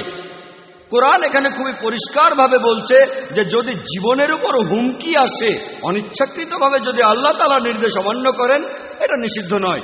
যদি ডাক্তার বলে যে আপনার হার্টে সমস্যা আছে আর প্রসব যন্ত্রণায় আপনার হার্টের ক্ষতি হবে, মা তাহলে মারা যাবে, তাহলে সেক্ষেত্রে গর্ভপাত করানো উচিত, কারণ ইসলাম অনুযায়ী আপনি ছোট কোনো ক্ষতি এড়ানোর জন্য বড় ক্ষতি করতে পারেন না।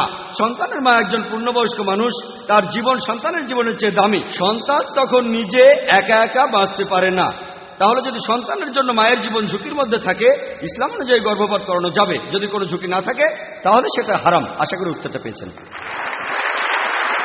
আমার নাম জাবেদ, আমি একজন স্টুডেন্ট। আমি আপনাকে একটা প্রশ্ন করব। পবিত্র কোরআনে এক জায়গায় বলা আছে মানুষ সৃষ্টি হয়েছে শুক্রবিন্দু থেকে, যে কথাটার সাথে আধুনিক বিজ্ঞানও একমত। কিন্তু অন্য আরেক জায়গায় কোরআন বলছে যে মানুষ সৃষ্টি হয়েছে মাটি থেকে। কোরআনের এই কথা কি পরস্পর বিরোধী নাকি বিজ্ঞানের সাথে সামঞ্জস্যপূর্ণ? ভাই একটা প্রশ্ন করেছেন যে পবিত্র কোরআনে এক জায়গায় বলা হচ্ছে যে মানুষ সৃষ্টি হয়েছে শুক্রবিন্দু থেকে, আধুনিক বিজ্ঞান একই কথা বলছে। আরেক জায়গায় বলছে মানুষ সৃষ্টি হয়েছে মাটি থেকে। বৈজ্ঞানিকভাবে এই কথাটাকে প্রমাণ করা যায়? আর এই কথাটা কি পরস্পর বিরোধী? এক জায়গায় শুক্রবিন্দু, আরেক জায়গায় বলা হচ্ছে মাটি। পবিত্র কোরআনে বলা হয়েছে, আমি আমার লেকচারও বলেছি যে সূরা কিয়ামত 37 নম্বর আয়াত থেকে 39 নম্বর আয়াত পর্যন্ত বলা হয়েছে যে মানুষ জাতি তৈরি হয়েছে শুক্রবিন্দু থেকে। আর এখনকার বিজ্ঞানও একই কথা বলে। এছাড়াও পবিত্র কোরআনে আছে সূরা হজের 5 নম্বর আয়াতে উল্লেখ করা হয়েছে যে আল্লাহ মানুষ জাতিকে সৃষ্টি করিয়াছেন সামান্য মৃত্তিকা হইতে। আধুনিক বিজ্ঞান আমাদের বলে যে মানুষের শরীরে যে সব উপাদানগুলো রয়েছে সেই উপাদানগুলোর সব কয়টাকে আপনারা খুঁজে পাবেন মাটিতে, মাটির পৃথিবীতে। তাহলে কথাটা যে মানুষ জাতি সৃষ্টি হয়েছে মাটি থেকে বৈজ্ঞানিকভাবে প্রমাণিত। মানুষের শরীরে যে উপাদানগুলো আছে, মানুষের শরীরের গঠনতন্ত্র উপাদান, এই সবগুলো উপাদানই আপনারা খুঁজে পাবেন মাটির পৃথিবীতে। পরিমাণ অল্প বা বেশি হতে পারে। আপনার প্রশ্নের দ্বিতীয় অংশ, এটা কি পরস্পর বিরোধী? যে এক জায়গায় বলছে মানুষ শুক্রবিন্দু থেকে সৃষ্টি হয়েছে, আরেক জায়গায় বলছে মাটি, এটা কি পরস্পর বিরোধী? এখন পরস্পর বিরোধী হলো যখন দুটো বক্তব্য একটি মানলে আরেকটি মিথ্যে হয়ে যায়। দুটোই একসাথে সত্যি হতে পারেন না। এখন কোরআনে শুধু এ কথাই বলে নাই যে মানুষ শুক্রবিন্দু থেকে সৃষ্টি হয়েছে, আরেক জায়গায় বলছে মাটি থেকে। কোরআন আরো বলছে সূরা ফুরকানের 54 নম্বর আয়াতে বলা হয়েছে যে তিনি মানুষকে সৃষ্টি করিয়াছেন পানি থেকে। তাহলে কি তিনটি পরস্পর বিরোধী? এখন আধুনিক বিজ্ঞানে এটা প্রমাণিত যে মানুষ তৈরি হয়েছে মাটি দিয়ে, শুক্রবিন্দু দিয়ে এবং পানি দিয়েও তৈরি হয়েছে। আমি একটা উদাহরণ দিয়ে কথাটা বুঝাই যে আমি বললাম 1 কাপ চা বানাবো, আমার লাগবে পানি। আরেকবার আমি বললাম যে 1 কাপ চা বানাতে আমার লাগবে চা পাতা বা চায়ের গুঁড়ো। এটা পরস্পর বিরোধী না, আমার দুটোই লাগবে। যদি মিষ্টি চা বানাতে চাই তাহলে চিনি দিতে হবে, যদি পানি কম চা বানাই পানি কমিয়ে দুধ বেশি দিতে হবে, আর যদি সুলেমানি চা বানাই তাহলে চায়ে দুধ দেয়া হবে না। তাহলে এটা কন্ট্রাডিকশন না যে কোরআন বলছে মানুষ সৃষ্টি হচ্ছে শুক্রবিন্দু থেকে, মাটি থেকে আর পানি থেকে। এটা হলো আসলে কন্ট্রাডিস্টিংশন। এখন আমাদের জানতে হবে এই শব্দটার মানে কি। কন্ট্রাডিস্টিংশন মানে কোন বিষয় সম্পর্কে 2-3টা বক্তব্য যেগুলো একটা আরেকটার সাথে বিরোধিতা করে না। যেমন ধরুন আমি বললাম যে এই ভদ্রলোক তিনি সৎ, তিনি দয়ালু, স্নেহশীল, এটা কন্ট্রাডিস্টিংশন। কিন্তু যদি আমি বলি যে ভদ্রলোক সবসময় মিথ্যা কথা বলেন আর সত্যি কথা বলেন, এটা হলো কন্ট্রাডিকশন, কারণ দুটোই উল্টো কথা। যদি সম্পূর্ণ উল্টো কথা না হয় সেটা হবে কন্ট্রাডিস্টিংশন। পরের প্রশ্ন মহিলাদের মধ্য থেকে। আসসালামু আলাইকুম ভাই জাকির, আমার প্রশ্নটা হলো যখন কোরআন নিজেই বিজ্ঞান সম্পর্কে এত কথা বলছে, তাহলে বিজ্ঞানের ক্ষেত্রে মুসলিমরা এত পিছিয়ে রয়েছে কেন?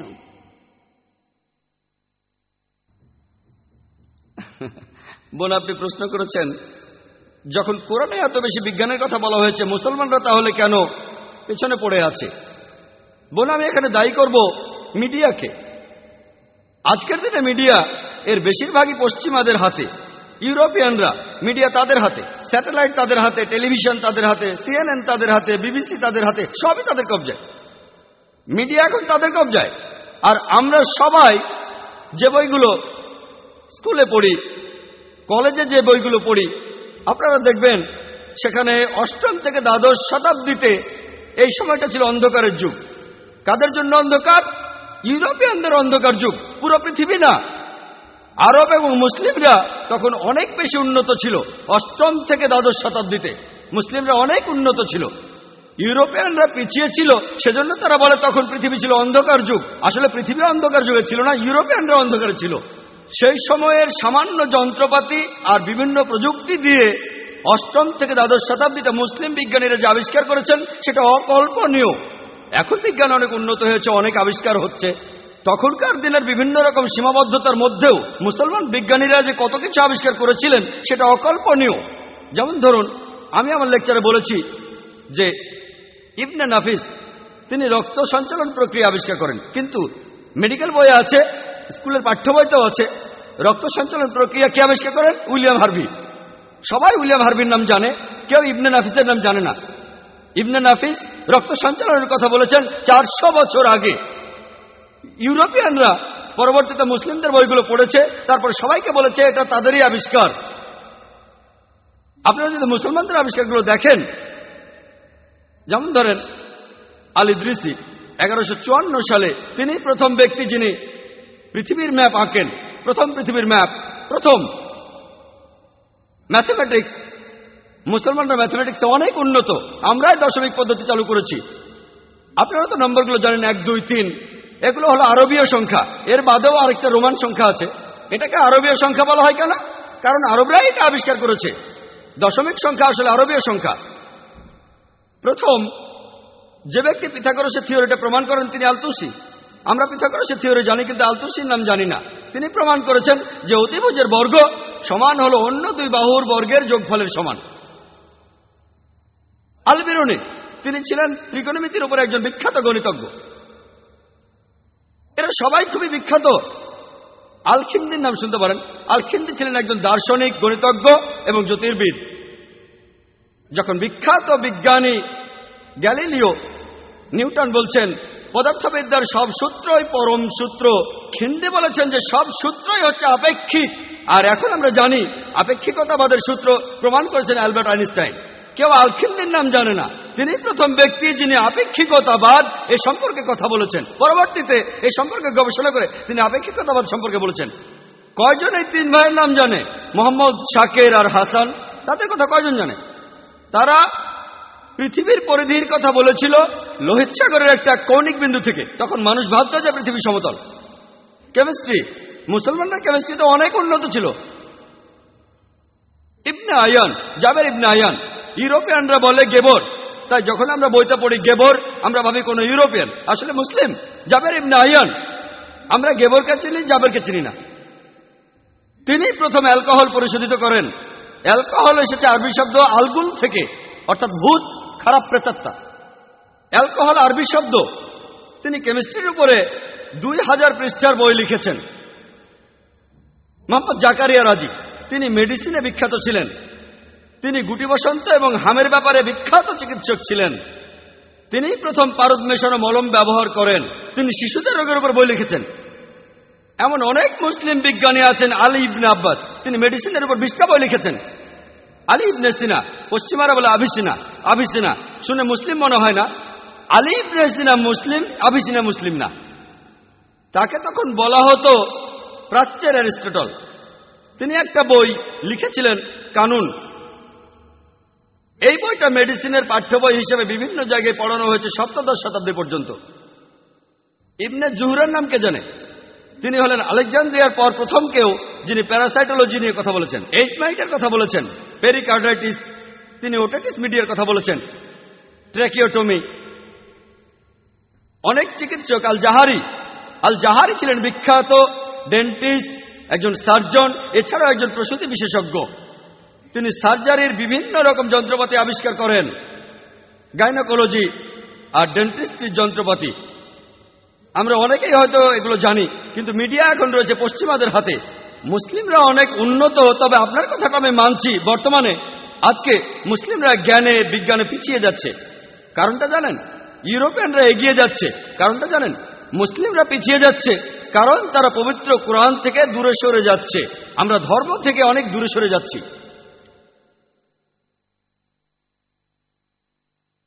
আর ইউরোপিয়ানরা কেন এত উন্নত হলো জানেন? ধর্ম থেকে তারাও দূরে সরে যাচ্ছে। ইউরোপিয়ানরা উন্নত হচ্ছে কারণ তারা ধর্ম থেকে দূরে সরে যাচ্ছে। মুসলিমরা আমরা পিছিয়ে যাচ্ছি, কারণ আমরাও ধর্ম থেকে দূরে সরে যাচ্ছি। এখানে আমি মুসলিম ভাই বোনদের অনুরোধ করব, অমুসলিমদেরও বলবো, আপনাদের সবাইকে বলছি, কেন আপনারা পবিত্র কোরআন পড়বেন না অর্থ বুঝে?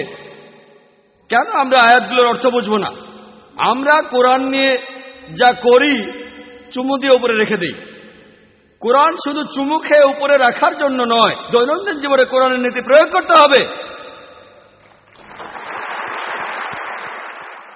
যদি দৈনন্দিন জীবনে কোরআন মেনে চলেন, অর্থ বুঝে পড়েন, ইনশাল্লাহ আমরা আবার পৃথিবীতে সবার উপরে থাকবো। আশা করি উত্তরটা পেয়েছেন। আমি ভলান্টিয়ার ভাইদের অনুরোধ করব, অমুসলিম শ্রোতাদের যেন এখানে প্রশ্ন করার সুযোগ দেয়া হয়। একটা মাইকে অমুসলিম ভাইদের আপনারা প্রশ্ন করার সুযোগ দিন। আমার নাম কে মহেশ, একটা কলেজে পলিটেকনিক ডিপার্টমেন্টের লেকচারার। আমি মুসলমানদের বিয়ে নিয়ে একটা প্রশ্ন করতে চাই।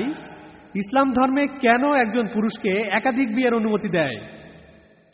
ভাই প্রশ্ন করেছেন যে কোরআনে কেন বলা হচ্ছে যে একজন পুরুষ একাধিক বিয়ে করতে পারবেন। কোরআন হলো একমাত্র ধর্মীয় গ্রন্থ, পৃথিবীর একমাত্র বই যেটা বলছে মাত্র একটা বিয়ে করো। এই পৃথিবীর অন্য কোনো ধর্মগ্রন্থ বলে না, হোক সেটা রামায়ণ, মহাভারত, ভগবদ গীতা, বাইবেল, কোনো ধর্মগ্রন্থই বলে না একটাই বিয়ে করো, শুধুমাত্র কোরআন বাদে। পবিত্র কোরআনের সূরা নিসার 3 নম্বর আয়াতে উল্লেখ করা আছে যে বিবাহ করো তোমাদের পছন্দ মতো 2, 3 অথবা 4 জনকে, তবে যদি সুবিচার করতে না পারো তবে একজনকেই। যদি সুবিচার করতে না পারেন তবে একজনকেই। তা না হলে যদি সুবিচার করতে পারেন, কোরআন একটা সীমারেখা দিয়ে দিয়েছে 2, 3 বা 4 জন, সর্বোচ্চ 4 জন, তার বেশি নয়। অন্যান্য ধর্মে পুরুষকে বিয়ে করার অনুমতি দেয়া আছে তারা যতগুলো চায়। কোরআন বিয়ের সর্বোচ্চ সংখ্যা বেঁধে দিয়েছে 4 জন। কারণ জানেন, আপনারা যদি এই ব্যাপারটা একটু ভালোভাবে দেখেন, এখানে বলা হয়েছে একই সময়ে সূরা নিসার 129 নম্বর আয়াতে উল্লেখ করা আছে স্ত্রীদের সাথে সমান ব্যবহার করা কঠিন। এটা কঠিন, তবে কোনো একজনের দিকে পুরোপুরি ঝুঁকিয়ে পড়িও না। একাধিক বিয়ে করার জন্য বেশি নেকি পাবেন না, বেশি দয়াও পাবেন না।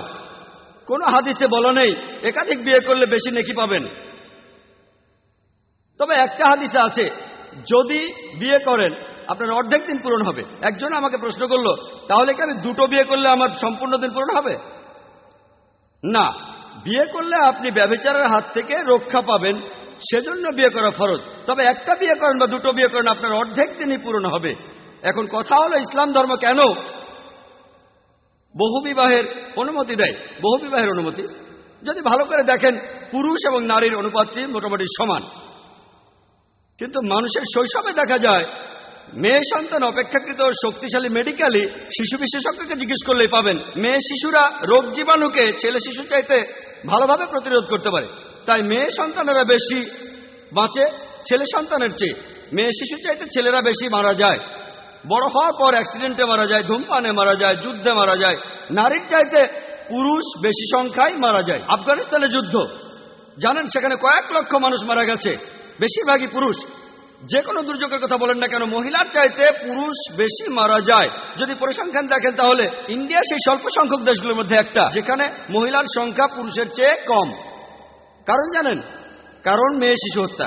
প্রত্যেক দিন 3000-এর বেশি মহিলার গর্ভপাত ঘটানো হয় যখন জানা যায় সন্তানটি মেয়ে। ইন্ডিয়ার প্রতি বছর 10 লক্ষ মহিলার গর্ভপাত ঘটানো হয় যখন জানা যায় সন্তানটি মেয়ে। এটাই কারণ। তা না হলে যদি পরিসংখ্যান দেখেন, আমেরিকায় সেখানে মহিলার সংখ্যা পুরুষের চাইতে প্রায় 78 লক্ষ বেশি। শুধু নিউ ইয়র্কে মহিলার সংখ্যা পুরুষের চাইতে 10 লক্ষ বেশি। আর নিউ ইয়র্কের জনসংখ্যার মধ্যে 1/3 সমকামী, সোডোমাইট, কমেলুত। আমেরিকাতে 2.5 কোটির বেশি মানুষ সমকামী। তার মানে আমেরিকাতে 3 কোটি মহিলা তাদের জন্য কোনো স্বামী পাবে না। আর ইংল্যান্ডে মহিলার সংখ্যা পুরুষের চেয়ে 40 লক্ষ বেশি। শুধু জার্মানিতে মহিলার সংখ্যা 50 লক্ষ বেশি। শুধু রাশিয়াতে 70 লক্ষ বেশি মহিলা। আল্লাহ সুবহানাহু ওয়া তাআলা ভালো জানেন এই পৃথিবীতে পুরুষের চেয়ে মহিলার সংখ্যা কত বেশি। আমি আপনাদের প্রশ্ন করছি যে ধরুন আমার বোন বা আপনার বোন, ধরুন সে আমেরিকায় থাকে, আর সবাই এটা মেনে চলে যে প্রত্যেক পুরুষে একটা বিয়ে করবে। যদি আমেরিকার প্রত্যেক পুরুষ একটা করে বিয়ে করে, তারপরও সেখানে 78 লক্ষ মহিলা বেশি থাকবে। পাশাপাশি যারা সমকামী তারাও বিয়ে করবে না।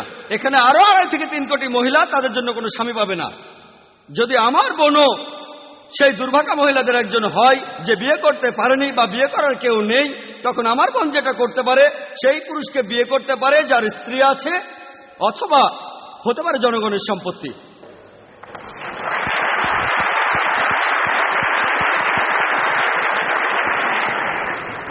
এবারের প্রশ্ন বাম পাশের মাইক থেকে। আসসালামু আলাইকুম, আমার নাম সাদি আনোয়ার। আল্লাহ সুবহানাহু ওয়া তাআলা সবকিছু সৃষ্টি করেছেন। কোন জায়গায় বলা হয়েছে আমরা সৃষ্টি করলাম, আমরা করলাম এই রকম বহু বচনে বলা হচ্ছে কেন? ভাই একটা প্রশ্ন করেছেন, কেন পবিত্র কোরআনে আল্লাহ সুবহানাহু ওয়া তাআলা নিজেকে আমরা বলেছেন, এর মানে কি একজনের বেশি? ভাই আরবি ভাষায় আমরা দুই প্রকারের, একটা হলো বহুবচন, আরেকটা হলো সম্মানার্থে বলা রাজকীয় বহুবচন। যেমন একটা উদাহরণ দিয়ে হয়তো জানেন, রাজীব গান্ধী কিভাবে কথা বলতেন? তিনি বলতেন হাম দেখনা চাহতে হাম। এই হাম শব্দটা বহুবচন না, এটা একবচন, এটাকে বলা হয় রাজকীয় বহুবচন। একইভাবে আল্লাহ সুবহানাহু ওয়া তাআলা কোন জায়গায় বলছেন আমি, কোন জায়গায় বলছেন আমরা। এই আমরা শব্দটা দিয়ে বহুবচন বোঝানো হচ্ছে না, এটা আসলে রাজকীয় বহুবচন, আসলে এটা একবচন। তাহলে যখন বলা হচ্ছে আমরা তোমাদের সৃষ্টি করলাম, এটা আসলে একবচন আল্লাহ সুবহানাহু ওয়া তাআলা। কোরআনে পরিষ্কার বলা হচ্ছে সূরা ইখলাসে 1 নম্বর আয়াতে এই কথা বলা আছে, কুল আল্লাহু আহাদ, বলো তিনি আল্লাহ এক এবং অদ্বিতীয়। আল্লাহ একজনই, একজনের বেশি নয়। আশা করি উত্তরটা পেয়েছেন। উপস্থিত ভাই বোনদের সবাইকে সালাম জানাচ্ছি। আমি জানতে চাচ্ছিলাম অঙ্গ প্রত্যঙ্গ সংযোজন বা দান করার ব্যাপারে ইসলামের কোনো বিধিনিষেধ আছে কিনা। বোন একটা প্রশ্ন করেছেন, অঙ্গ প্রত্যঙ্গ সংযোজন বা দান করা ইসলামে এটার অনুমতি আছে কিনা। পবিত্র কোরআনে এমন কোনো আয়াত নেই যেটা সরাসরি বলেছে অঙ্গ প্রত্যঙ্গ দান করা যাবে বা যাবে না। এ ব্যাপারে কিছুই বলা হয়নি। অনেক কনফারেন্স হয়েছে, পৃথিবীর অনেক জায়গায় এ নিয়ে কনফারেন্স হয়েছে, যেমন হয়েছে মালয়েশিয়ায়, জেদ্দায়, রিয়াদে, আর এখানেও। বিষয়টা হলো অঙ্গ প্রত্যঙ্গ সংযোজনের অনুমতি আছে কি নেই। পৃথিবীর অনেক ওলামাগণ এই সিদ্ধান্তে এসেছেন। তারা বলেন অঙ্গ প্রত্যঙ্গ সংযোজনের অনুমতি আছে যদি 3টি শর্ত পূরণ করেন। প্রথমটা হলো যে মানুষকে অঙ্গটা দান করা হবে তার শরীরে অঙ্গটা সংযোজন করা হলে তার জীবন বেঁচে যাবে। যদি তার জীবন ঝুঁকির মধ্যে থাকে আর তার কোনো অঙ্গের প্রয়োজন হয়, সেক্ষেত্রে অনুমতি আছে। 2 নম্বর পয়েন্ট, যে ব্যক্তি অঙ্গ দান করে সে আর্থিক কারণে এই কাজটি করবে না, টাকার জন্য নয়, 1 লাখ টাকা বা 2 লাখ টাকার জন্য নয়। 3 নম্বর, যে ব্যক্তি অঙ্গ দান করছে এ কারণে যেন সে মারা না যায়। আধুনিক বিজ্ঞান বলে শরীরের কিছু অঙ্গ প্রত্যঙ্গ, যেমন কিডনি, মানুষের কিডনি একটা থাকলেই বাঁচতে পারে, স্বাভাবিকভাবে বাঁচে। দ্বিতীয় কিডনিটা বাড়তি। আমার মা ধরুন তার 2টো কিডনি নষ্ট হয়ে গেল, আমি একটা দান করলাম, অবশ্যই আল্লাহ আমাকে শাস্তি দেবেন না। তবে একটা কথা, এতে যেন আমার জীবন বিপন্ন না হয়। এ কথা বলবো না যে আমি হৃৎপিণ্ড দান করব, কারণ হৃৎপিণ্ড দান করলে আমি মরে যাব, তাই হৃৎপিণ্ড দান করতে পারবো না। শুধু সেই অঙ্গগুলোই আমি দান করতে পারবো যাতে করে আমার জীবন ঝুঁকিতে না পড়ে। আর এই অঙ্গদান আর্থিক কারণে করব না। 2 নম্বর। 3 নম্বর, এতে অন্য মানুষের জীবন বাঁচবে। এই সিদ্ধান্ত দিয়েছেন বিভিন্ন ওলামাগণ। যেসব কনফারেন্স হয়েছে মালয়েশিয়া, রিয়াদ, জেদ্দা আর ইন্ডিয়ায়। ইন্ডিয়ার ওলামাগণ কিছুটা নিষ্ক্রিয়, তবে এখন যদি প্রশ্ন করেন ফিকা একাডেমিকে, তারা বলবে এটা করা উচিত না, কিন্তু কারো জীবন বাঁচাতে হলে শেষ উপায় হিসেবে আপনি আপনার শরীরে অঙ্গ দান করতে পারেন। আশা করি উত্তরটা পেয়েছেন।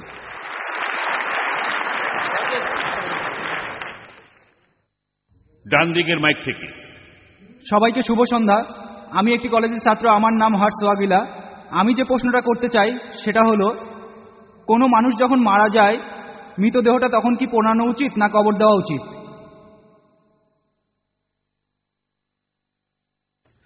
ভাই আপনি প্রশ্ন করেছেন যখন কোনো মানুষ মারা যায় তখন কি তাকে পোড়ানো উচিত নাকি কবর দেওয়া উচিত। আসুন আমরা বৈজ্ঞানিকভাবে দেখি কোনটা বেশি সঠিক। ভাই আমার লেকচার আগেও বলেছি, সম্ভবত এই প্রশ্ন পর্বে বলেছি, যে আমাদের শরীরের উপাদানগুলো সবগুলোই অল্প বা বেশি পরিমাণে এই মাটিতে আছে, পৃথিবীর মাটিতে। আমরা মাটি দিয়ে তৈরি আর ফিরে যাব মাটিতে, এটাই যৌক্তিক। পৃথিবীর মাটিতে যাওয়াই আমাদের জন্য সহজ। 1 নম্বর পয়েন্ট। 2 নম্বর পয়েন্ট, সেটা হলো মৃতদেহ পোড়ানো হলে পরিবেশ নষ্ট হয়, পরিবেশ দূষিত হয়, পরিবেশ নোংরা হয়ে যায়। মৃতদেহ কবর দেওয়া হলে পরিবেশ দূষিত হয় না। সত্যি বলতে যে জায়গায় কবর দেওয়া হয় 3 নম্বর পয়েন্ট, সেই মাটি আর আশপাশের মাটি আরো বেশি উর্বর হয়ে যায়। 4 নম্বর পয়েন্ট, কবর দেওয়ার খরচ খুব কম, এখানে কোনো টাকার প্রয়োজন নেই, মাটি সব জায়গায় পাওয়া যায়। অনেক কবরখানা আছে, কিন্তু এই মৃতদেহ পোড়াতে গেলে আপনার লাগবে বেশ কয়েক মণ জ্বালানি কাঠ। এজন্য প্রত্যেক বছর পরিসংখ্যান দেখবেন সরকারের প্রতি বছর লোকসান হয় লক্ষ লক্ষ টাকা শুধু এই কাঠগুলো পোড়ানোর কারণে। পরিবেশের ক্ষতি হচ্ছে, পরিবেশ দূষণ ক্ষতি হচ্ছে, আবার টাকাও লোকসান হচ্ছে। যদি হিসাব করেন প্রতিদিন কতজন মারা যাচ্ছে, কতগুলো মৃতদেহ পোড়ানো হচ্ছে, এতে টাকার লোকসান কত, পরিবেশও দূষিত হচ্ছে। তাই না পুড়িয়ে কবর দেওয়াটাই বেশি যৌক্তিক এবং বিজ্ঞানসম্মত। আশা করি উত্তরটা পেয়েছেন।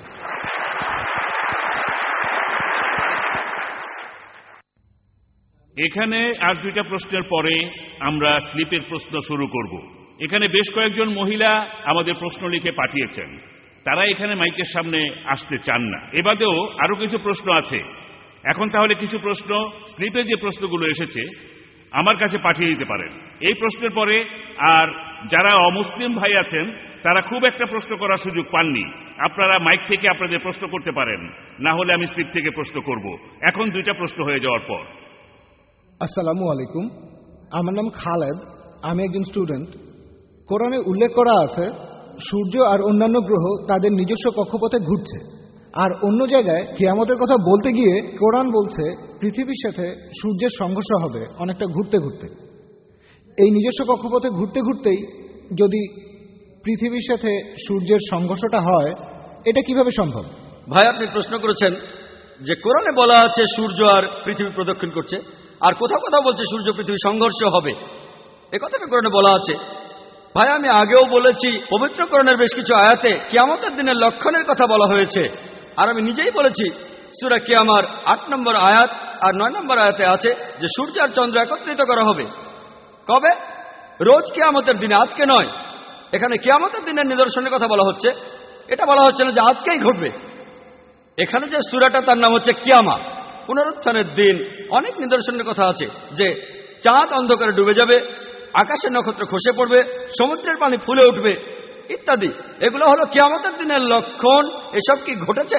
এখন এসব ঘটেনি, কিন্তু পৃথিবী ধ্বংস হওয়ার আগে এসব অবশ্যই ঘটবে। আশা করি উত্তরটা পেয়েছেন। কোরআনে কোথাও বলেনি যে স্বাভাবিক অবস্থায় এগুলো ঘটবে। এবারের প্রশ্ন বাম দিকের মাইক থেকে। আসসালামু আলাইকুম, উপস্থিত সবাইকে আমার শুভেচ্ছা। আমার নাম কলিম শাহ, ইন্টেরিয়ার ডিজাইনের কাজ করি মুম্বাইতে। কোরআনে প্রজনন তত্ত্ব নিয়ে একেবারে বিস্তারিত বলা হয়েছে। আর আমাদের পূর্বপুরুষ হযরত আদম আলাইহিস সালাম, এখন এই কথাটা কি পরস্পর বিরোধী যে ঈসা আলাইহিস সালাম কোনো বাবা ছাড়াই জন্মেছিলেন? এখানে বৈজ্ঞানিক ব্যাখ্যাটা কি? ভাই, একটা প্রশ্ন করেছেন যে কেমন করে বৈজ্ঞানিকভাবে প্রমাণ করব যে ঈসা আলাইহিস সালাম কোনো বাবা ছাড়াই জন্মেছিলেন, পুরুষের হস্তক্ষেপ ছাড়াই। ভাই, আমি আগেও বলেছি অলৌকিক কিছু হলো একটা অস্বাভাবিক ঘটনা, যে ঘটনাকে আমরা মানুষরা ব্যাখ্যা দিতে পারি না। এই অস্বাভাবিক ঘটনার পেছনে রয়েছে কোনো অতি প্রাকৃত শক্তি, আমাদের সৃষ্টিকর্তা। যে অলৌকিক ঘটনাগুলো আগে ঘটেছিল বেশিরভাগই এখনকার দিনে আমরা পরীক্ষা করে দেখতে পারবো না, কারণ আমরা অতীতে ফিরে যেতে পারবো না, অতীতে যেতে পারবো না। কিছু অলৌকিক ঘটনা আমরা এখনকার দিনে পরীক্ষা করে দেখতে পারি। আল্লাহ সুবহানাহু ওয়া তাআলার সকল নবী এবং রাসূল যারা মুহাম্মদ সাল্লাল্লাহু আলাইহি ওয়াসাল্লামের আগে এসেছিলেন, তাদের একটা নির্দিষ্ট জাতির জন্য পাঠানো হয়েছিল, তাদের লোকদের জন্য। আর সেই নির্দেশগুলো ছিল নির্দিষ্ট সময়ের জন্য। তাই সেই অলৌকিক ঘটনা ছিল নির্দিষ্ট সময়ের জন্য। আর এই অলৌকিক ঘটনাতে সেই মানুষগুলো সন্তুষ্ট। এই অলৌকিক ঘটনা যখন বলা হচ্ছে যে যীশু খ্রিস্ট জন্মেছিলেন কোন রকম বাবা ছাড়াই, অবিশ্বাসীরা এতে সন্তুষ্ট হবে না। কেন? কারণ ব্যাপারটা সে সময় গিয়ে পরীক্ষার উপায় নেই। কারণ সকল নবী রাসূল যারা মুহাম্মদ সাল্লাল্লাহু আলাইহি ওয়াসাল্লামের আগে এসেছিলেন, তারা নির্দিষ্ট একটা সময়ের জন্য এসেছিলেন, চিরদিনের জন্য নয়। তবে হযরত মুহাম্মদ সাল্লাল্লাহু আলাইহি ওয়াসাল্লাম তিনি আল্লাহ সুবহানাহু ওয়া তাআলার একজন রাসূল, তিনি সর্বশেষ আর চূড়ান্ত নবী। তিনি শুধুমাত্র মুসলমান বা আরবদের জন্য আসেননি, পৃথিবীতে এসেছিলেন পুরো মানব জাতির জন্য। আর তার নির্দেশগুলিও চিরদিনের জন্য। তাই এই অলৌকিক তিনি এই পবিত্র কোরআন রেখে গিয়েছেন। এই কোরআন আজকের দিনেও পরীক্ষা করা যায়, এটা চিরকালের জন্য অলৌকিক। মোহাম্মদ সাল্লাল্লাহু আলাইহি সাল্লাম এছাড়াও আরো কয়েকশো অলৌকিক ঘটনা দেখিয়েছেন। আমরা মুসলমানরা সেগুলো বিশ্বাস করি, তবে এ নিয়ে গর্ব করি না, সেগুলো নিয়ে আমরা বড়াই করি না। আমরা গর্ব করি শুধু এটা নিয়ে, কারণ এই অলৌকিকগুলো বৈজ্ঞানিকভাবে প্রমাণ করতে পারবো না, কিন্তু মোহাম্মদ সাল্লাল্লাহু আলাইহি সাল্লামের জীবন্ত অলৌকিক যেটা নাজিল হয়েছে আল্লাহ তাআলার কাছ থেকে, এই কোরআন আমরা আজকের দিনেও পরীক্ষা করতে পারি। আগের অলৌকিক ঘটনা আমরা অতীতে গিয়ে পরীক্ষা করে দেখতে পারবো না। অতীতে যেতে পারলে আমরা দেখতাম কিভাবে যিশু বাবা ছাড়াই জন্মেছে। তারপরও আপনাকে বৈজ্ঞানিকভাবে ব্যাখ্যা দিতে পারি। আজকের বিজ্ঞান আমাদের বলে কিছু প্রাণী আছে যারা জন্মায় কোনো পুরুষের হস্তক্ষেপ ছাড়াই। এটার একটা উদাহরণ হলো পুরুষ মৌমাছি। পুরুষ মৌমাছি যে ডিম থেকে হয় সেটাকে কোনো পুরুষ মৌমাছি উর্বর করে না। রানী মৌমাছি অনেক ডিম পাড়ে, যে ডিমগুলোকে পুরুষ মৌমাছি উর্বর করে না সেই ডিম থেকে পুরুষ মৌমাছি জন্মায়। স্ত্রী মৌমাছি যে ডিম থেকে হয় সেগুলো পুরুষ উর্বর করে। তাহলে এই পৃথিবীতে বেশ কিছু প্রাণী আছে যারা পুরুষের কোনো ভূমিকা ছাড়াই জন্মগ্রহণ করে। আমি জানি যে এই ঘটনা নিচু স্তরের প্রাণীদের ক্ষেত্রেই ঘটে, উঁচু স্তরের প্রাণীর ক্ষেত্রে এগুলো প্রমাণ নেই। এটা কে করেছেন? বিজ্ঞান আমাদের বলতে পারবে না, আল্লাহ তাআলা করেছেন। তাহলে আল্লাহ তার ইচ্ছাতে এটা সম্ভব হয়েছে যে যিশু বাবা ছাড়াই জন্মেছেন। আর পবিত্র কোরআনের সূরা আল ইমরানের 45 নম্বর আয়াত থেকে 47 নম্বর আয়াতে বলা হয়েছে, কালাতিল মালাইকাতু ইয়া মারইয়ামু ইন্নাল্লাহা ইউবাশশিরুকি বিকালিমাতিন ইসমুহুল মাসীহু ঈসা ইবনে মারইয়ামা ওয়াজিহান ফিদ দুনিয়া ওয়াল আখিরাতি মিনাল মুকাররাবিন। স্মরণ করো যখন ফেরেশতাগণ মরিয়মকে বলিল, আল্লাহ তোমাকে তাহার পক্ষ হইতে একটি কালেমার সুসংবাদ দিতেছেন, তাহার নাম হইবে মসীহ। মরিয়ম তো নয়, যিনি এই দুনিয়া এবং আখিরাতে সম্মানিত হইবেন এবং আল্লাহ সুবহানাহু ওয়া তাআলার সান্নিধ্য প্রাপ্তদের অন্যতম হইবেন, কাছাকাছি থাকবেন। এখানে আরো বলছে তিনি দোলনায় থাকা অবস্থায় এবং পরিণত বয়সে মানুষের সহিত কথা বলবেন এবং তিনি হইবেন এই দুনিয়ার সর্বাধিক পুণ্যবানদের একজন। মরিয়ম আলাইহিস সালাম প্রশ্ন করলেন, কোন পুরুষের স্পর্শ ছাড়া কিভাবে আমার সন্তান হইবে? তখন উত্তর এলো, ইযা কাযা আমরান ফাইন্নামা ইয়াকুলু লাহু কুন ফায়াকুন। আল্লাহ যখন স্থির করেন তখন বলেন হও এবং উহা হইয়া যায়। আমি আপনাকে একটা বৈজ্ঞানিক ব্যাখ্যা দিলাম। আল্লাহ যদি পুরুষ মৌমাছির ক্ষেত্রে এটা করতে পারেন, তাহলে আল্লাহ সুবহানাহু ওয়া তাআলা এখানেও এটা করতে পারেন যীশু খ্রিস্টের ক্ষেত্রে। তার জন্য আল্লাহর জন্য কোনো ব্যাপারই না, যীশু খ্রিস্টকে জন্ম দেয়া কোনো বাবার ভূমিকা ছাড়া। ইযা কাযা আমরান ফাইন্নামা ইয়াকুলু লাহু কুন ফায়াকুন। আল্লাহ যখন কিছু স্থির করেন তখন বলেন হও এবং উহা হইয়া যায়। আল্লাহর পক্ষে এভাবে লাখো মানুষ সৃষ্টি করা খুবই সোজা, এটা অলৌকিক। আমি বলছি না যে যিশু পুরুষ মৌমাছির মতো জন্মেছেন, এমন নয়। আমি আসলে জানি না, আমি একটা বৈজ্ঞানিক ব্যাখ্যা দিচ্ছি।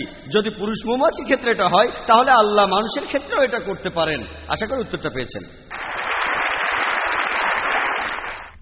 আসসালামু আলাইকুম ভাই জাকির, আমার নাম সানিয়া, আমি ইসলাম ধর্ম গ্রহণ করেছি। এখন প্রশ্ন হলো, আপনি আপনার লেকচারে কোরআনের বিভিন্ন কথা বলেছেন যেগুলো বৈজ্ঞানিকভাবে প্রতিষ্ঠিত। এমন কোনো আয়াতের কথা কি আপনি বলতে পারবেন যেগুলোর ব্যাপারে বিজ্ঞান এখনো নিশ্চিত হতে পারেনি?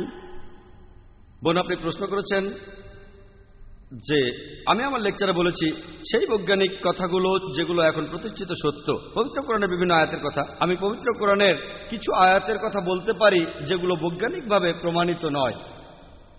যেমন ধরুন, পবিত্র কোরআনে সূরা শুরার 29 নম্বর আয়াতে উল্লেখ করা হয়েছে, বলা হয়েছে আল্লাহ এই আকাশমণ্ডলীয় পৃথিবী সৃষ্টি করিয়াছেন এবং এই দুয়ের মধ্যে তিনি সকল জীবজন্তু ছড়াইয়া দিয়েছেন।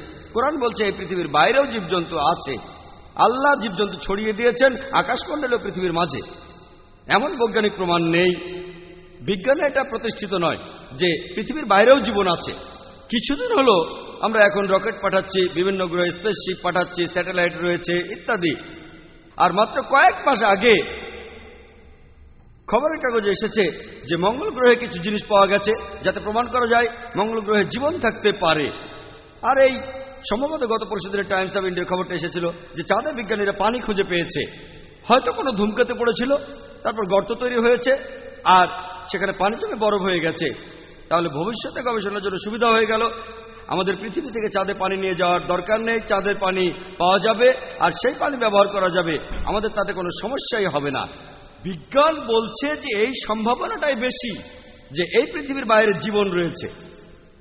তবে যেহেতু কোরআনে আছে আমি সেটা বিশ্বাস করি। হতে পারে 2-1 বছর পরে বিজ্ঞানীরা আবিষ্কার করলো যে পৃথিবীর বাইরে জীবন আছে, হতে পারে 50 বছর পরে। বর্তমানে বিজ্ঞানীরা তারা বিভিন্ন রকম মতবাদ দিয়েছেন যে পৃথিবী কিভাবে ধ্বংস হয়ে যাবে।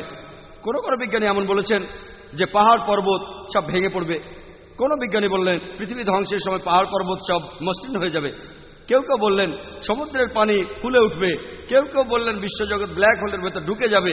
অনেক মতবাদ। পবিত্র কোরআনেও কিয়ামতের দিন সম্পর্কে বলা হয়েছে কিভাবে পৃথিবী ধ্বংস হবে।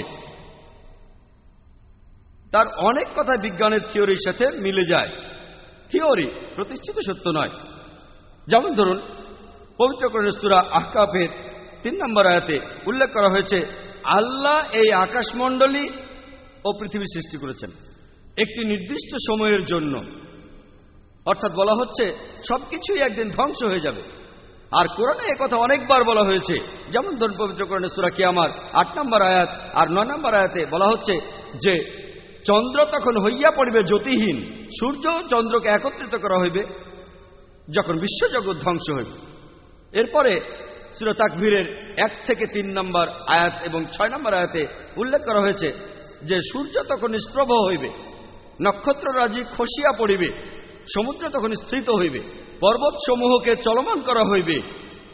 পবিত্র কোরআনে সূরা ইনফিতারের 1 নম্বর আয়াত থেকে 3 নম্বর আয়াতে বলা হচ্ছে যে আকাশ তখন বিদীর্ণ হইবে, নক্ষত্র খসিয়া পড়িবে, পর্বতমালা ভাঙিয়া পড়িবে। পৃথিবী ধ্বংসের অনেকগুলো নিদর্শনের কথা বলা আছে। পবিত্র কোরআনের আয়াতে এই কথাগুলো বলা হয়েছে, এগুলোকে বিজ্ঞান এখনো প্রমাণ করতে পারেনি।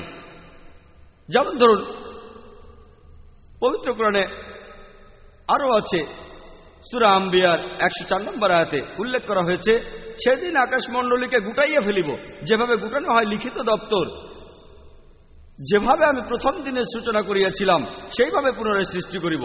তাহলে কোরআন বলছে যে আবার নতুন করে সবকিছু সৃষ্টি হবে পৃথিবী ধ্বংস হওয়ার পর। বিজ্ঞানের ব্যাপারে কিছু জানে না। কোরআন বলছে পৃথিবীর প্রথম মানুষ হলেন আদম আলাইহিস সালাম। বিজ্ঞান এটা প্রমাণ করতে পারেনি। কোরআন মানুষের আত্মার কথা বলছে, বিজ্ঞান এখনো প্রমাণ করতে পারেনি মানুষের আত্মা আছে। পবিত্র কোরআন এছাড়াও বলছে জিনের কথা, আত্মার কথা, ফেরেশতার কথা। বিজ্ঞান এটা প্রমাণ করতে পারেনি। কোরআনে মৃত্যুর পর জীবনের কথা আছে, বিজ্ঞানে প্রমাণিত নয়। কোরআন বেহেশত আর দোজখের কথা বলছে, বিজ্ঞানে প্রমাণিত নয়। কিন্তু আপনারা যদি প্রশ্ন করেন ভাই জাকির আপনি খুব সুন্দর লেকচার দিলেন, অনেক বৈজ্ঞানিক কথা বললেন, আপনি কি জিনে বিশ্বাস করেন, ফেরেশতায় বিশ্বাস করেন, আত্মায় বিশ্বাস করেন, পরকালের জীবনে বিশ্বাস করেন? এগুলো কি অযৌক্তিক নয়? আমি তখন বলবো না, এগুলো অযৌক্তিক নয়, এগুলো বিশ্বাস করার পেছনে যুক্তি রয়েছে। আমি অন্ধভাবে বিশ্বাস করছি না। পরকালের জীবনে, আত্মায়, বেহেশত আর দোজখে, জিন আর প্রেতাত্মায়, এর পেছনে যুক্তি রয়েছে। আমার যুক্তির ভিত্তি হলো এখানে ধরে নেন যেসব বৈজ্ঞানিক কথা আছে পবিত্র কোরআনে, এই কথাগুলোর মধ্যে আনুমানিকভাবে 80% কথা প্রমাণিত হয়েছে পুরোপুরি সঠিক। পবিত্র কোরআনে যে বৈজ্ঞানিক কথাগুলো আছে তার 80% কথা আধুনিক বিজ্ঞান দিয়ে প্রমাণ করে দেখা গেছে কথাগুলো 100% সঠিক। বাকি 20% কথা প্রমাণিত হয়নি। কোরআনের কোনো কথার 0.001%ও মিথ্যে বলে প্রমাণিত হয়নি। যদি একটি আয়াত মিথ্যে বলে প্রমাণিত হয় কোরআন, তাহলে আল্লাহ তাআলার বাণী নয়। তাহলে এই 20% কথার সত্যতা সম্পর্কে আমরা অনিশ্চিত, আমরা জানি না। এখানে আমার যুক্তি বলে যদি 80% পুরোপুরি সঠিক হয়ে থাকে আর বাকি 20% এখন অনিশ্চিত হয়ে থাকে, যেগুলোর মধ্যে 0.001%ও মিথ্যে প্রমাণিত হয়নি, আমরা এখনো জানি না। আমার যুক্তি বলে যখন 80% সঠিক তখন বাকি 20%ও ইনশাআল্লাহ সঠিক হবে। এটা অন্ধবিশ্বাস নয়, যুক্তি দিয়ে বিশ্বাস। এবারে স্লিপ থেকে প্রশ্ন করছি, তারপর মাইক, তারপর আবার স্লিপ, তারপর মাইক। এখন স্লিপের প্রশ্নটা হলো, কোরআনে একটি আয়াতে উল্লেখ করা হয়েছে যে আল্লাহ হলো প্রভু 2 উদয়াচল আর 2 অস্তাচলে। কোরআনের এই আয়াতের বৈজ্ঞানিক ব্যাখ্যাটা কি হবে?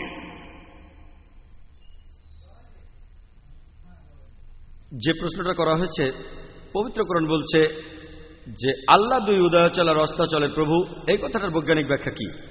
এখানে যে আয়াতটার কথা বলা হচ্ছে সেটা পবিত্র কোরআনের একটা আয়াত।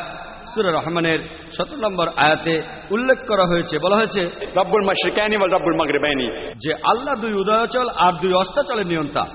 আরবি ভাষায় দুই ধরনের বহুবচন আছে, একটা হলো দ্বিবচন, আরেকটা হলো দুইয়ের অধিক বহুবচন।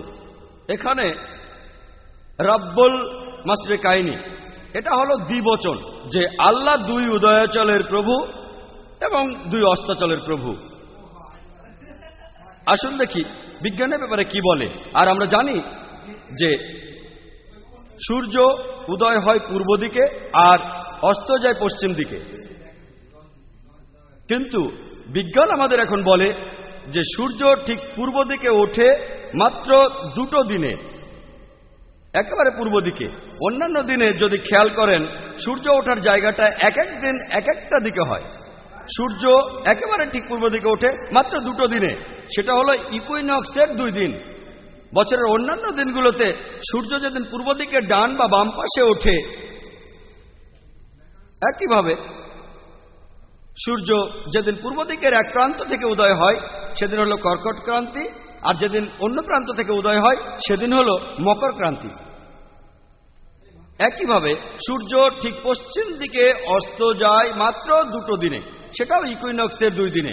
বছরের অন্যান্য দিনে সূর্য পশ্চিম দিকের হয় ডানে নয়তো বামে অস্ত যায়। সূর্য যেদিন পশ্চিম দিকের এক প্রান্তে অস্ত যায় সেদিন কর্কট ক্রান্তি, আর যেদিন পশ্চিম দিকের অপর প্রান্তে অস্ত যায় সেদিন মকর ক্রান্তি।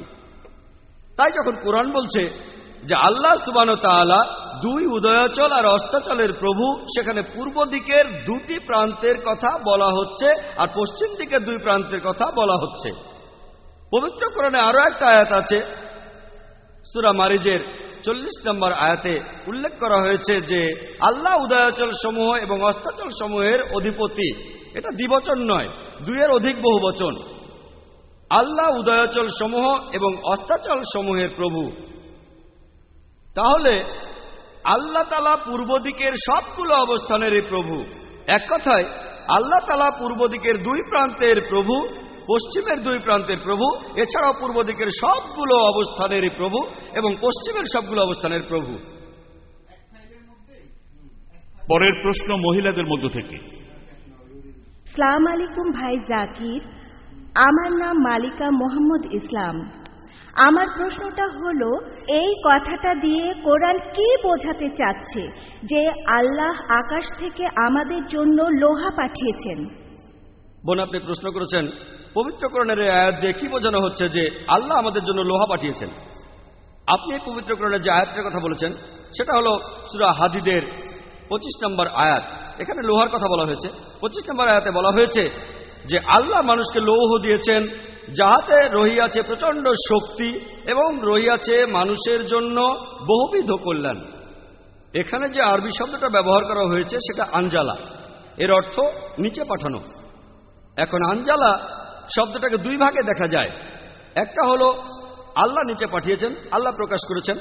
তাহলে আল্লাহ প্রকাশ করেছেন যে লোহা দিয়ে অনেক ধরনের কাজ করা যায়, আর লোহাতে রয়েছে প্রচণ্ড শক্তি, এতে মানুষের জন্য অনেক কল্যাণও রয়েছে। আল্লাহ এটা প্রকাশ করেছেন যে লোহাতে রয়েছে প্রচণ্ড শক্তি আর বহুবিধ কল্যাণ। আমরা এখন জানি যে লোহা হলো প্রকৃতির একটা গুরুত্বপূর্ণ উপাদান।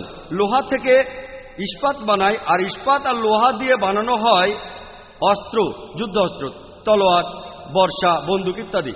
লোহা দিয়ে অনেক প্রয়োজনীয় জিনিসও বানানো হয়, যেমন ব্রিকলেয়ার, ইঞ্জিনিয়ারের বিভিন্ন যন্ত্রপাতি, আর্কিটেক্টের যন্ত্রপাতি, বিভিন্ন রকম ছুরি, কাঁটা, চামচ ইত্যাদি।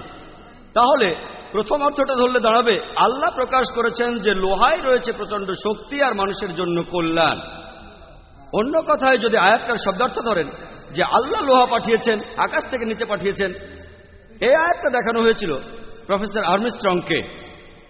এই সম্পর্কে তার মতামত কি যখন সূরা হাদিদের 25 নম্বর আয়াতে বলা হয়েছে যে আকাশ থেকে লোহা পাঠানো হয়েছে, তখন তিনি বললেন যে এই কিছুদিন আগে বিজ্ঞানীরা এটা জানতে পেরেছেন কিভাবে বিভিন্ন উপাদান এই মহাবিশ্বে তৈরি হয়। আর তারা বলেছেন যে লোহার একটা অণু তৈরি হতে যে পরিমাণ শক্তির প্রয়োজন হয় সেটা এত বিশাল যে এই পুরো সৌরজগতের শক্তিতেও সেটা সম্ভব না। একটা হিসাব করা হয়েছে যে সূর্যের যে শক্তি তার 4 গুণ শক্তি লাগবে লোহার একটা অণু তৈরি করতে। চাঁদের শক্তি লাগবে, নক্ষত্র, সূর্য, আর এর পাশাপাশি গ্রহগুলোর শক্তি, শুধুমাত্র এই সৌরজগতের যাবতীয় শক্তি, চাঁদের শক্তি, সূর্যের শক্তি, এই সব শক্তি একসাথে মিলিয়েও লোহার একটা অণু তৈরি করা যাবে না। বিজ্ঞান এখন আমাদের বলে যে লোহা এসেছে পৃথিবীর বাইরে থেকে, অর্থাৎ কোরআনের এই আয়াতের শব্দগত অর্থ যদি ধরেন যে লোহা এই পৃথিবীতে এসেছে আকাশ থেকে। এবারের প্রশ্ন স্লিপ থেকে। খ্রিস্টপূর্ব 6ষ্ঠ শতকে একজন দার্শনিক বলেছিলেন পৃথিবী নিজ অক্ষের চারপাশে প্রদক্ষিণ করে আর গ্রহগুলো সূর্যের চারপাশে ঘোরে। পবিত্র কোরআনেও ওই একই ধরনের বৈজ্ঞানিক কথা বলা হয়েছে। কিছু লোক বলে যে মুহাম্মদ এখানে সেই দার্শনিকের কথা নকল করেছে। আপনার মন্তব্য কি? যে প্রশ্নটা করা হয়েছে যে খ্রিস্টপূর্ব 6ষ্ঠ শতকে একজন দার্শনিক বলেছিলেন পৃথিবী আর অন্যান্য গ্রহ সূর্যের চারপাশে ঘুরে, হতে পারে আমাদের নবী হযরত মুহাম্মদ সাল্লাল্লাহু আলাইহি সাল্লাম সেখান থেকে নকল করেছিলেন। আমি মেনে নিচ্ছি যে খ্রিস্টপূর্ব 6ষ্ঠ শতকে পিথাগোরিয়ানরা, এই লোকগুলো একটা মতবাদ দিয়েছিল যে পৃথিবী আর অন্যান্য গ্রহগুলো তারা সূর্যের চারপাশে প্রদক্ষিণ করে। কিন্তু যদি বলি যে হযরত মুহাম্মদ সাল্লাল্লাহু আলাইহি সাল্লাম সেই কথাগুলো নকল করেছেন, এটা অযৌক্তিক। কারণ এই লোকগুলো তখন বুঝতে পারেনি যে এই পিথাগোরিয়ানরাই এই মতবাদও দিয়েছিল যে সূর্য হলো এই বিশ্বজগতের কেন্দ্র, সূর্য স্থির আছে, নিজের চারপাশে ঘোরে না, প্রদক্ষিণও করে না। ধরলাম যে হযরত মুহাম্মদ সাল্লাল্লাহু আলাইহি সাল্লাম এটা নকল করেছেন, পৃথিবী আর গ্রহ আবর্তিত হয়, প্রদক্ষিণ করে। আর মুহাম্মদ সাল্লাল্লাহু আলাইহি সাল্লাম এটা নকল করেননি যে সূর্য এই বিশ্বজগতের কেন্দ্র, সূর্য স্থির আছে, আবর্তিত হয় না, প্রদক্ষিণও করে না। এটা অযৌক্তিক। আমি এটা জানি এমন অনেক দার্শনিক রয়েছেন যারা অনেক মতবাদের কথা বলেছেন, অনেক মতবাদ দিয়েছেন, বিভিন্ন বিষয়ে অনেক কথা বলেছেন। তবে যদি ভালো করে দেখেন এইসব দার্শনিকদের বিভিন্ন রকম মতবাদ, তাদের মতবাদের মধ্যে সত্যি কথা আছে, ভুল কথাও আছে। আমরা সাধারণত সত্যি মতবাদগুলো নিয়ে এই কথা বলি, আর তারা যে কিছু ভুল মতবাদ দিয়েছিলেন সেগুলোর কথা আমরা ভুলে যাই। তারা অসাধারণ পণ্ডিত। এই সব দার্শনিকদের মতবাদ আর কোরআনের মধ্যে পার্থক্যটা হলো এই দার্শনিকরা ভেবেচিন্তে অনুমান করেছেন, তার মধ্যে ভুল অনুমানও আছে। কোরআনে আলহামদুলিল্লাহ 1000-এরও বেশি আয়াত বিজ্ঞান নিয়ে কথা বলছে, আর একটা আয়াতও ভুল নেই। পার্থক্যটা হলো কোরআন চ্যালেঞ্জ করছে। যদি বলেন হযরত মুহাম্মদ সাল্লাল্লাহু আলাইহি ওয়াসাল্লাম এই কথাগুলো নকল করেছেন আর ভুল কথাগুলো করেননি, এই দুটোর ক্ষেত্রে এমনটা হতে পারত, হঠাৎ করেই হয়ে গেছে। কিন্তু যদি বলি 1000টা আয়াতের সবগুলোই পবিত্র কোরআন বিজ্ঞানের কথা বলছে, এগুলোকে নকল বলা অযৌক্তিক, কারণ কোরআনই চ্যালেঞ্জ করছে। আফাল্লা ইয়াতাদাব্বারুনাল কুরআন ওয়ালাউ কানা মিন ইনদি গায়রিল্লাহ লাওয়াজাদু ফী ইখতিলাফান কাসীরা। সূরা নিসার 82 নম্বর আয়াতে উল্লেখ করা হয়েছে, তাহারা কি কোরআন সম্বন্ধে অনুধাবন করে না? ইহা যদি আল্লাহ ব্যতীত কাহার নিকট হতে আসিত তবে উহাতে অনেক অসঙ্গতি থাকিত। পরের প্রশ্ন ডান দিকের মাইক থেকে। আসসালামু আলাইকুম, আমার নাম ফয়সাল। আপনি কোরআনের এ কথাটা কিভাবে ব্যাখ্যা করবেন যে আল্লাহ সুবহানাহু ওয়া তাআলা হলেন সর্বজ্ঞ, তিনি অতীত, বর্তমান, ভবিষ্যতের সবকিছু জানেন? তাহলে কোরআনের আগে অন্য গ্রন্থ পাঠালেন কেন? শুধু কোরআনকেই পাঠালেন না কেন?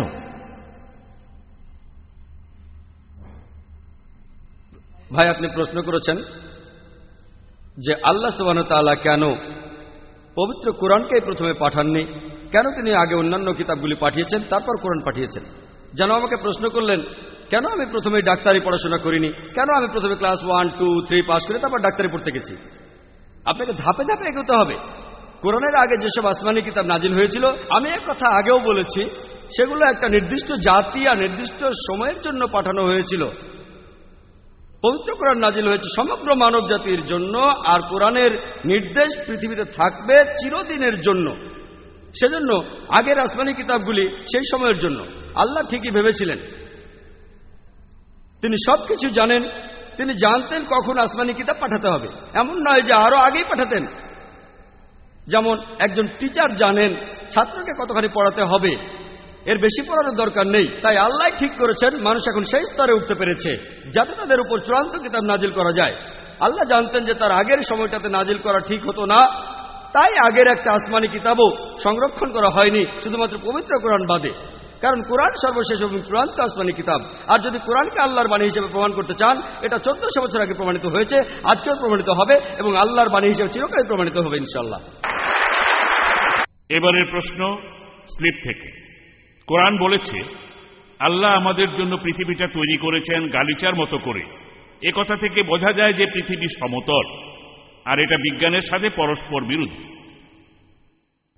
এখানে প্রশ্ন করা হয়েছে, আর শ্রোতারাও অবাক হয়ে গেছেন, যে কোরআন বলছে পৃথিবীকে একটা গালিচা দিয়ে মোড়ানো হয়েছে, এর অর্থ পৃথিবী সমতল কিনা। এখানে আসলে পবিত্র কোরআনের একটা আয়াতের কথা বলা হচ্ছে, সূরা নূহ এর 19 নম্বর আয়াত আর 20 নম্বর আয়াতে উল্লেখ করা হচ্ছে যে আল্লাহ ভূমিকে বিস্তৃত করিয়াছেন একটি গালিচার মতো। কিন্তু এর পরের আয়াতে উল্লেখ করা হয়েছে 20 নম্বর আয়াতে, যাহাতে তোমরা চলাফেরা এবং ভ্রমণ করতে পারো প্রশস্ত পথে। আমি আমার লেকচারে বলেছি, আজকের ভূতত্ত্ববিদরা বলেন আমরা পৃথিবীতে যে আবরণের উপর বাস করি সেটা 1 থেকে 10 মাইল পুরু। পৃথিবীর পুরো ব্যাসার্ধের 1%-এরও কম। পৃথিবীর ব্যাসার্ধ হল 3750 মাইল। উপরের আবরণটা একটা শক্ত খোলস, ভেতরের স্তরগুলো অনেক গরম আর তরল। জীবজন্তুর পক্ষে সেখানে বেঁচে থাকা সম্ভব নয়। কোরআন কোনো জায়গায় বলছে না যে পৃথিবী সমতল। এখানে একটা উপমা দেওয়া হচ্ছে যে আল্লাহ ভূমিকে বিস্তৃত করেছেন গালিচার মতো। মানুষের একটা ভুল ধারণা আছে যে একটা গালিচা বিছানো যায় শুধু সমতল জায়গায়। এটা ভুল। একটা গালিচা বর্তুলাকার জায়গায় তো বিছানো যায়। উদাহরণস্বরূপ চিন্তা করেন যে এখানে পৃথিবী এক বড় মডেল রাখা হয়েছে, গ্লোব, মনে করেন 10 ফুট ব্যাসার্ধের, খুবই বড়। এর চারপাশে আপনি একটা গালিচা মুড়ে দিতে পারেন। এটা সম্ভব, কারণ আমরা কোথাও গালিচা বিছাই কখন? সাধারণত সেখানে গালিচা বিছাই যেখানে হাঁটাচলা করা বেশ কষ্টকর। আমরা সেখানে গালিচা বিছাই যেখানে হাঁটাচলা করা বেশ কষ্টকর। বিজ্ঞান এখন আমাদের বলে যদি পৃথিবীর উপরে শক্ত আবরণ চারিপাশে গালিচার মতো ছড়ানো না থাকতো, আমরা এখানে বাস করতে পারতাম না, কারণ ভেতরের স্তরগুলো গরম আর তরল। তাই কোরআন যখন বলছে ভূমিকে বিস্তৃত করা হয়েছে, বলা হচ্ছে পৃথিবীর উপরের আবরণ গালিচার মতো ছড়ানো হয়েছে, আর কারণও বলা হয়েছে যাতে তোমরা চলাফেরা ও ভ্রমণ করতে পারো প্রশস্ত পথে। কোরআনে আরো এক জায়গায় বলা হয়েছে যে আল্লাহ ভূমিকে করেছেন বিস্তীর্ণ। পবিত্র কোরআনের সূরা নাবার 6 নম্বর আয়াতে উল্লেখ করা হয়েছে যে আল্লাহ ভূমিকে করেছেন বিস্তৃত। এখানে বলা হচ্ছে আল্লাহ পৃথিবীকে প্রশস্ত করে বানিয়েছেন। এর কারণ জানেন? এর উত্তর আছে সূরা আনকাবুতে 56 নম্বর আয়াতে। এখানে উল্লেখ করা হয়েছে, বলা হয়েছে আমি তোমাদের জন্য পৃথিবীকে প্রশস্ত করিয়াছি যাহাতে তোমরা শুধুমাত্র আমারই ইবাদত করো, যাতে করে আপনি বলতে না পারেন আমি যে পরিস্থিতিতে ছিলাম, হতে পারে বোম্বেতে এখানে পরিস্থিতি খারাপ ছিল, সেজন্য আমি সেখানে কোনো ভালো কাজ করতে পারিনি, খারাপ কাজ করেছি। আল্লাহ বলছেন পৃথিবী তোমাদের জন্য প্রশস্ত আর বিস্তৃত। অনেক জায়গা আছে খারাপ কাজের জন্য আপনি কোনো অজুহাত দেখাতে পারবেন না, পরিস্থিতির দোহাই দিতে পারবেন না। সেজন্য শুধু আল্লাহ সুবহানাহু ওয়া তাআলার ইবাদত করুন। পবিত্র কোরআনে এমন কোনো আয়াত নেই যেটা বলছে পৃথিবী সমতল। আসলে আমি আমার লেকচারেও বলেছি, পবিত্র কোরআনে সূরা লুকমানের 29 নম্বর আয়াতে আছে, আর সূরা জুমারের 5 নম্বর আয়াতে বলা হয়েছে পৃথিবী আসলে বর্তুলাকার। আর বিশেষ করে সূরা নাজিয়াতের 30 নম্বর আয়াতে বলা হয়েছে ওয়াল আরদ বা'দা যালিকা দাহাহা। ইহার পর তিনি পৃথিবীকে করিয়াছেন ডিম্বাকৃত, অনেকটা উট পাখির ডিমের মতো, যে আকারটা একেবারে বর্তুলাকার। আশা করি উত্তরটা পেয়েছেন। এবারে বাম দিকের মাইক থেকে। আসসালামু আলাইকুম ওয়া রাহমাতুল্লাহি ওয়া বারাকাতুহু। আমার নাম আব্দুস সোবাহান, আমি একজন অ্যাকাউন্টেন্ট। পবিত্র কোরআনে আছে আল্লাহ তাআলা বলছেন যে কেউ জানে না মায়ের জরায়ুর ভিতরে কি রয়েছে, ছেলে নাকি মেয়ে। কিন্তু এদিকে আমরা দেখি বিজ্ঞান বলে জরায়ুর ভিতরে সন্তান ছেলে নাকি মেয়ে আগে থেকেই জানা যায়। এ ব্যাপারে কিছু বলেন। ভাই, আপনি প্রশ্ন করেছেন যে কোরআন বলছে আল্লাহ তাআলা ছাড়া কেউ বলতে পারবে না মায়ের গর্ভে সন্তানের লিঙ্গ কি হবে। আর আজকে বিজ্ঞান উন্নত হয়েছে, আমরা আগে থেকেই বলতে পারি আল্ট্রাসোনোগ্রাফি ইত্যাদির মাধ্যমে সন্তানের লিঙ্গ কি হবে। ভাই, আপনি পবিত্র কোরআনের একটি আয়াতের কথা বলেছেন, সূরা লুকমানের 34 নম্বর আয়াতে উল্লেখ করা হয়েছে যে কিয়ামতের জ্ঞান কেবলমাত্র আল্লাহর নিকটে রহিয়াছে, কখন বৃষ্টি বর্ষণ করিবেন এবং তিনি জানেন মায়ের জরায়ুতে যাহা আছে, কখন কে মৃত্যুবরণ করিবে সে কে অর্জন করিবে। কোরআন বলছে যে আল্লাহ জানেন যে মায়ের জরায়ুর ভেতরে কি রহিয়াছে। কোরআন এটা বলছে না যে আল্লাহ জরায়ুর সন্তানের লিঙ্গ আগে থেকে জানেন। আমি জানি যে কোরআনের বেশ কিছু অনুবাদ আছে, বিশেষ করে উর্দু অনুবাদে উল্লেখ করা হয়েছে লিঙ্গ। কোরআনে লিঙ্গ শব্দটা উল্লেখ করা হয়নি। এখানে কোরআনের সূরা লুকমানের 34 নম্বর আয়াতে লিঙ্গের কথা বলা হয়নি, বলা হয়েছে আল্লাহ তাআলা ছাড়া কেউ জানেন না মায়ের জরায়ুতে কি আছে। এখানে আসলে বলা হচ্ছে সেই সন্তান কেমন হবে, যে সন্তানটি কিছুদিন পর জন্ম নেবে, সে ভালো হবে না খারাপ হবে, সে সমাজে ভালো কাজ করে বেড়াবে নাকি খারাপ কাজ, সে বড় হয়ে কি হবে, ডাক্তার না ইঞ্জিনিয়ার, সে বেহেশতে যাবে না দোজখে যাবে। আর কোনো বিজ্ঞানী সর্বাধুনিক প্রযুক্তি ব্যবহার করেও সেটা বলতে পারবে না। কোরআনেও বলা হয়নি যে আল্লাহ সন্তানের লিঙ্গ জানেন, বলা হয়েছে যে আল্লাহ জানেন যে এই সন্তানের প্রকৃতি কেমন হবে আর সে কি করবে। আর সর্বাধুনিক প্রযুক্তি ব্যবহার করেও কোনো বিজ্ঞানী এসব বলতে পারবে না। এবারের প্রশ্ন স্লিপ থেকে। কোরআনে জ্যোতির্বিদ্যা নিয়ে বলা আছে, জ্যোতিষশাস্ত্র নিয়ে কি বলা আছে যে গ্রহ নক্ষত্রের অবস্থানের উপর মানুষের ভাগ্য নির্ভর করে। হিন্দু বিভিন্ন পুরাণ এবং ধর্মগ্রন্থে রাশিচক্র নিয়ে অনেক কথা বলা হয়েছে, আপনার মন্তব্য কি? যে প্রশ্নটা করা হয়েছে, কোরআন জ্যোতির্বিদ্যা নিয়ে কথা বলেছে, কোরআন জ্যোতিষশাস্ত্র নিয়ে কি কথা বলেছে, যেমন আকাশের নক্ষত্র দেখে মানুষের ভাগ্য গণনা করা ইত্যাদি। পবিত্র কোরআনে উল্লেখ করা আছে, সূরা মাইদার 90 নম্বর আয়াতে বলা হয়েছে, ইয়া আইয়ুহাল্লাযীনা আমানু, হে মুমিনগণ, ইন্নামাল খামরু ওয়াল মাইসিরু, নিশ্চয়ই মদ এবং জুয়া ঘৃণ্য বস্তু, ওয়াল আনজাবু ওয়াল আসনামু, মূর্তি পূজার বেদী এবং ভাগ্য নির্ণয়ক স্বর, রিজসুম মিন আমালি শাইতান, এইসব শয়তানের কার্য, উহা বর্জন করো যাহাতে সফল কাম হইতে পারো। কোরআন বলছে মানুষের ভবিষ্যৎ সম্পর্কে গণনা করো না। এখানে বলা হয়নি ভাগ্য গণনা ঠিক না ভুল, বলা হয়েছে তোমরা ভাগ্য গণনা করো না। আপনারা জানেন যে অনেক মানুষের হাত দেখে ভবিষ্যৎ বলে দিতে পারে, নক্ষত্র দেখেও বলতে পারে। আমরা জানি যে বেশিরভাগই তার ফাঁকি, এর বেশিরভাগই ফাঁকি। কম্পিউটারে আপনার জন্ম তারিখ লিখলেই আপনার ভাগ্যটা পেয়ে যাবেন। একবার এই ব্যাপারটা নিয়ে গবেষণা করেছিলেন একজন প্রফেসর, শুধুমাত্র লোকজনকে বোঝানোর জন্য ব্যাপারটা আসলে কি। তিনি একটা ক্লাসে 100 জন ছাত্রকে পড়ালেন 7 দিন ধরে। 7 দিন পরে তিনি বললেন, আমি সব ছাত্র সম্পর্কেই বেশ কিছু কথা বলতে পারবো। আমি একটা কাগজে প্রত্যেক ছাত্র সম্পর্কেই কিছু লিখব, কাগজটা তাকে দেব, তারপর যখন আমি খুলতে বলবো সবাই একসাথে খুলবেন আর আপনাদের মন্তব্য জানাবেন। প্রফেসর কাগজে কিছু লিখলেন, প্রত্যেক ছাত্রকেই একটা করে দিলেন। অতীতে সেই ছাত্র কি কি করেছে, এইসব বিভিন্ন রকম কথা। তারপর সব ছাত্র কাগজগুলো খুলল। তারপর কি হলো, সেখানে 90%-এর বেশি ছাত্র বলল প্রফেসরের কথাগুলো 100% ঠিক, আর বাদবাকি 10% বলল 90% ঠিক। এখানে এক্সপেরিমেন্ট ছিল যে এই প্রফেসর আসলে সবার জন্য একই কথা লিখেছেন। আপনারাও জানেন কিছু ব্যাপার, ধরুন আমি বললাম সামনের 6 মাসে আপনার জীবনে ভালো কোনো ঘটনা ঘটবে। যদি কয়েকশো খারাপ ঘটনা ঘটে, একটা অন্তত ভালো ঘটবে, তাহলে এটা ভবিষ্যৎ গণনা করো না, এটা শুধুমাত্র মানুষকে চমকে দেওয়ার ব্যাপার। বেশিরভাগ মানুষ যারা ভাগ্য গণনায় বিশ্বাস করে তারা কি বলে জানেন, যে অন্য সব লোক যারা ভবিষ্যৎ গণনা করে তারা সবাই মিথ্যে বলে, কিন্তু আমি যে লোকের কাছে যাই সে 100% ঠিক কথা বলে, সবাই কথা বলে। আর ভাগ্য গণনা যারা করে তারা টাকার জন্য করে। কোরআনের কথা বলছে না যে এটা ঠিক না ভুল, কোরআন বলছে তোমরা মানুষের ভবিষ্যৎ গণনা করো না। একথা বলা হচ্ছে না ভবিষ্যৎ আগে থেকে কেউ বলতে পারবে না, শুধু বলছে করো না, এতে তোমাদের ক্ষতি হবে। আশা করি উত্তরটা পেয়েছেন। এবারের প্রশ্নটাও স্লিপে। প্রশ্ন করছেন অ্যাডভোকেট আব্বাসী টাকার নিয়াজি। পৃথিবীতে এখন এইডস ছড়িয়ে পড়েছে, আমরা এই রোগের চিকিৎসা জানি না। কোরআন কি এই রোগের প্রতিকার আর প্রতিরোধ সম্পর্কে কিছু বলেছে? যে প্রশ্নটা করা হয়েছে, এইডস এখন আমাদের জন্য একটা হুমকি, অ্যাকোয়ার্ড ইমিউন ডেফিসিয়েন্সি সিনড্রোম।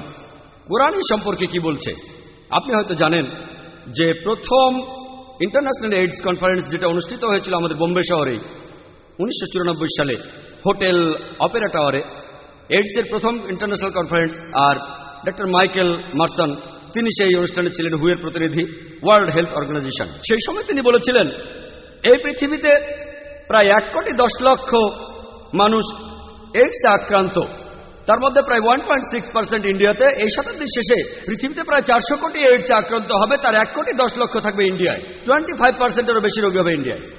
তিনি আরো বলেছেন যে 5 বছরের মধ্যে, আগামী 5 বছরে এই রোগের কোনো ঔষধ বের হবে না। কেউ এখনো এই রোগের কোনো ঔষধ বের করতে পারেনি। প্রতিরোধী সেরা উপায়, প্রতিকার নয় প্রতিরোধ। আর এইডস হওয়ার কারণগুলো তিনি বলেছিলেন, একটা হলো সমকামিতা, অন্যটা হলো যৌনাচার, অনিরাপদ যৌনাচার অর্থাৎ ব্যভিচার, তৃতীয়টা হলো সুই ব্যবহার করা, ড্রাগস বা অন্য কারো রক্ত নেওয়ার জন্য, আর চতুর্থ কারণ হলো অ্যালকোহলে আসক্তি। যদি ভালো করে দেখেন কোরআনে সবগুলো ব্যাপারে কথা বলেছে।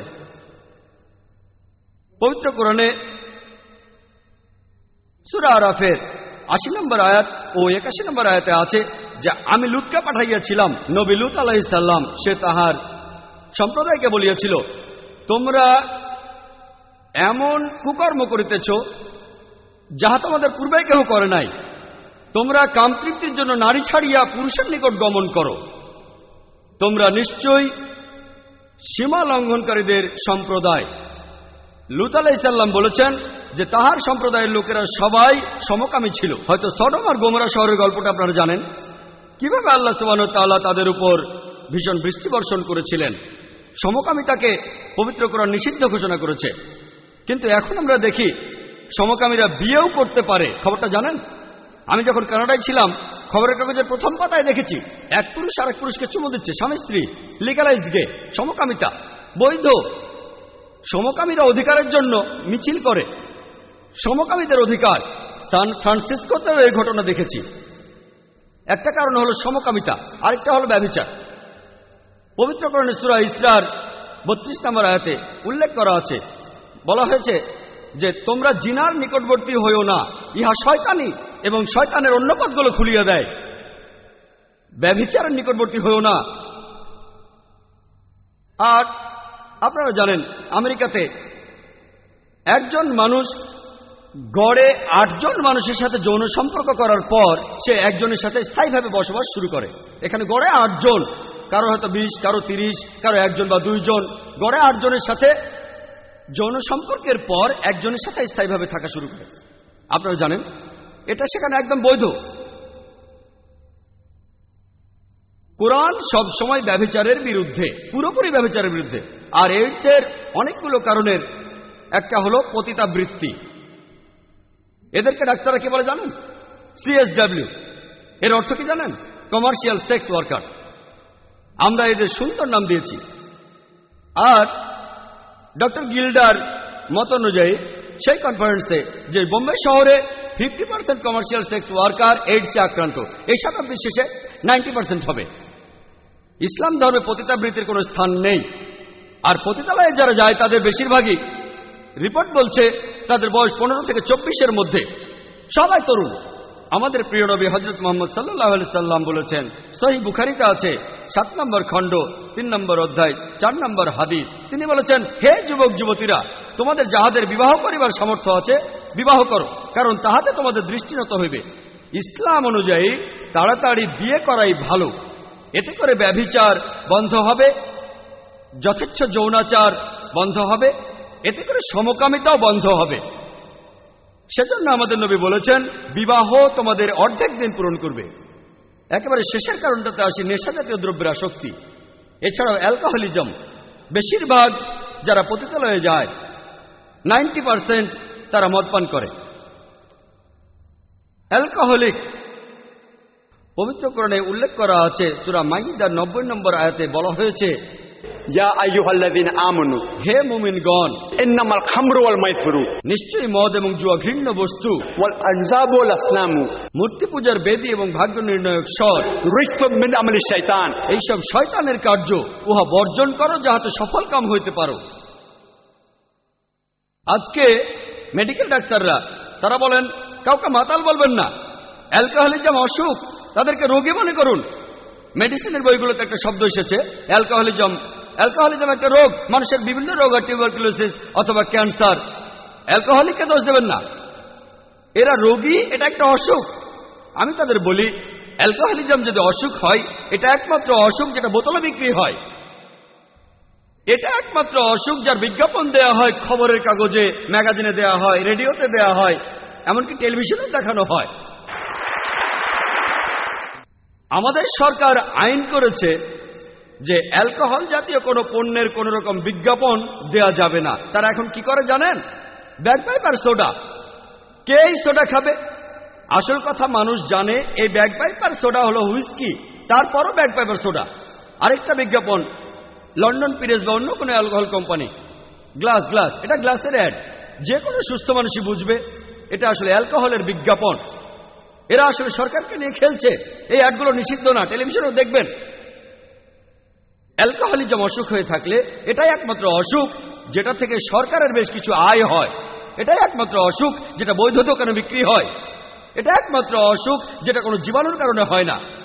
এই অসুখের কারণে দুর্ঘটনা ঘটে মানুষ মারা যায়। এই অসুখের কারণে পরিবার ধ্বংস হয়ে যায়। কোরআন বলছে এটা কোনো অসুখ নয়, বরং বলছে ইহা শয়তানের কার্য, উহা বর্জন করো যাহাতে সফল কাম হইতে পারো।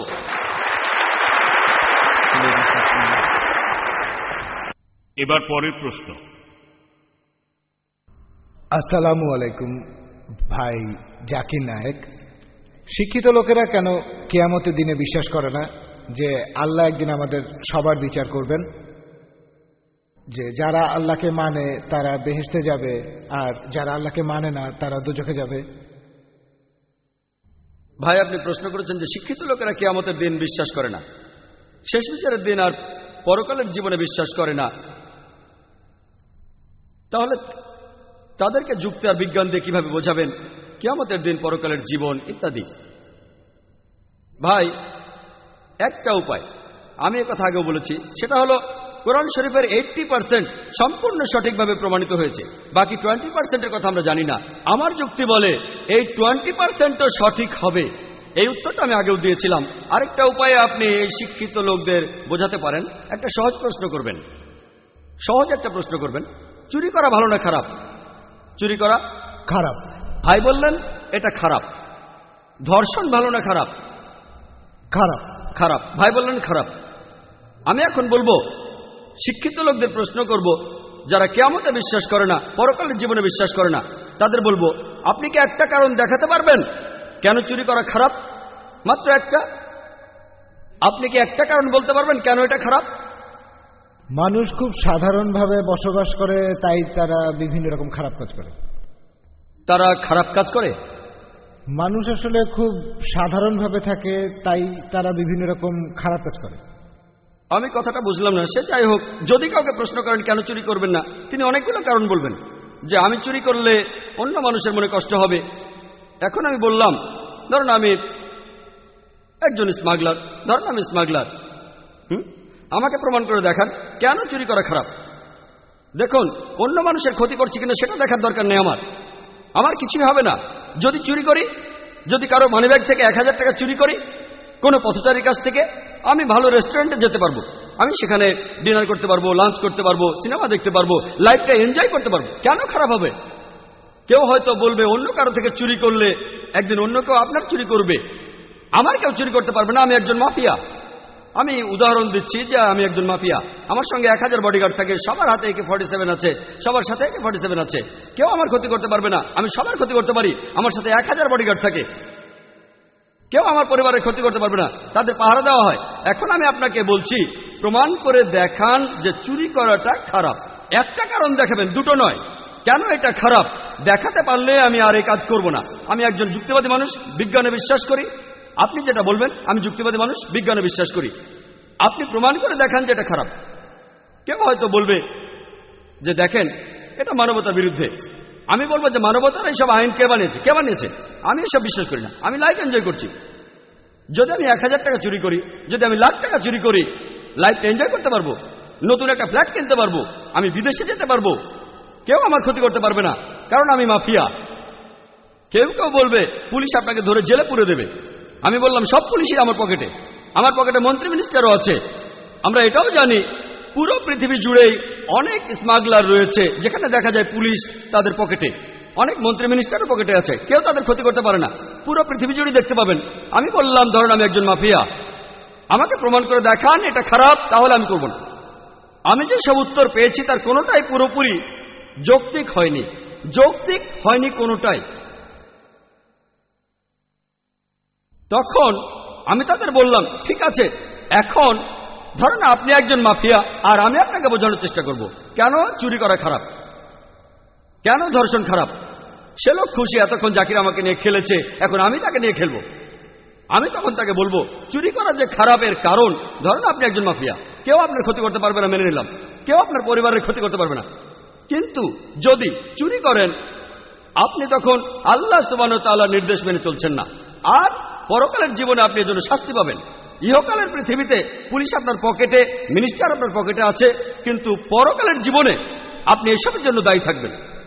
আমি আপনাকে প্রশ্ন করছি, মানুষের বানানো আইন, মানুষের আইনের কথা বলেন, আমি মুসলমান হিসেবে বলছি, ধরেন আপনি মাফিয়া, আমি মুসলমান হিসেবে বলছি, বোঝানোর চেষ্টা করছি কিয়ামত আর পরকালের জীবন সম্পর্কে।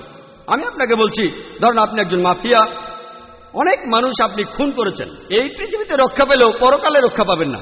আপনাকে প্রশ্ন করলাম, ধরেন একজন স্মাগলার, সে 100 জন মানুষ খুন করেছে, আপনার কি মনে হয় না তার শাস্তি হওয়া উচিত? কোথায় শাস্তি পাবে? আমরা দেখি অনেক স্মাগলার খুব ধনী, তাদের প্রাসাদ আছে, লাইফ এনজয় করে, আর স্বাভাবিকভাবে তারা মারা যায়। কেউ হয়তো অপঘাতে মারা যায়, অনেকে স্বাভাবিক মারা যায়। এদের কি শাস্তি হওয়া উচিত নয়? হিটলার নাম শুনেছেন? হিটলার 60 লক্ষ ইহুদিকে হত্যা করেছিল, সে 60 লক্ষ ইহুদিকে পুড়িয়ে মেরেছিল, আপনারা জানেন। যদি আপনারা বলেন 6 লাখ মেনে নেব, যদি বলেন 6000 সেটাও মেনে নেব। আমি আপনাকে প্রশ্ন করছি, যদি আপনাদের আইন হিটলারকে ধরে তাকে কি শাস্তি দিতে পারে? কোন শাস্তি? সর্বোচ্চ যেটা করতে পারে তাকে মৃত্যুদণ্ড দিতে পারে, তাকে পুড়িয়ে মারতে পারে, কিন্তু এতে একটা মৃত্যুদণ্ডের শোধ হতে পারে। আর বাকি যারা মারা গেছে 59,99,999 জনের কি হবে? এখানে আমার যুক্তি বলে যে পরকালের জীবনে আল্লাহ তাকে দোজকে পাঠাবেন। আর পবিত্র কোরআনে সূরা নিসার 56 নম্বর আয়াতে উল্লেখ আছে, যাহারা আমার আয়াতকে প্রত্যাখ্যান করিবে তাহাদিগকে অগ্নিতে দগ্ধ করিবই, যখনই তাহাদের চর্ম দগ্ধ হইবে তখনই উহার স্থলে নতুন চর্ম সৃষ্টি করিব।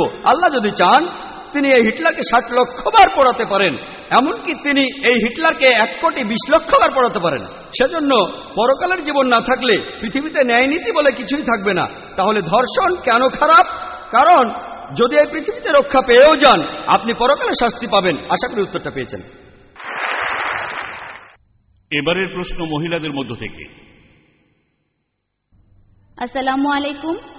কোরআন এ ব্যাপারে কি বলে যে কৃত্রিম উপায়ে গর্ভধারণ আর টেস্ট টিউব বেবি সম্পর্কে? বোন, আপনি এখানে কৃত্রিম উপায়ে গর্ভধারণ আর টেস্ট টিউব নিয়ে কিছু জানতে চেয়েছেন। ইসলাম ধর্মে এসবের অনুমতি আছে কি না? বোন,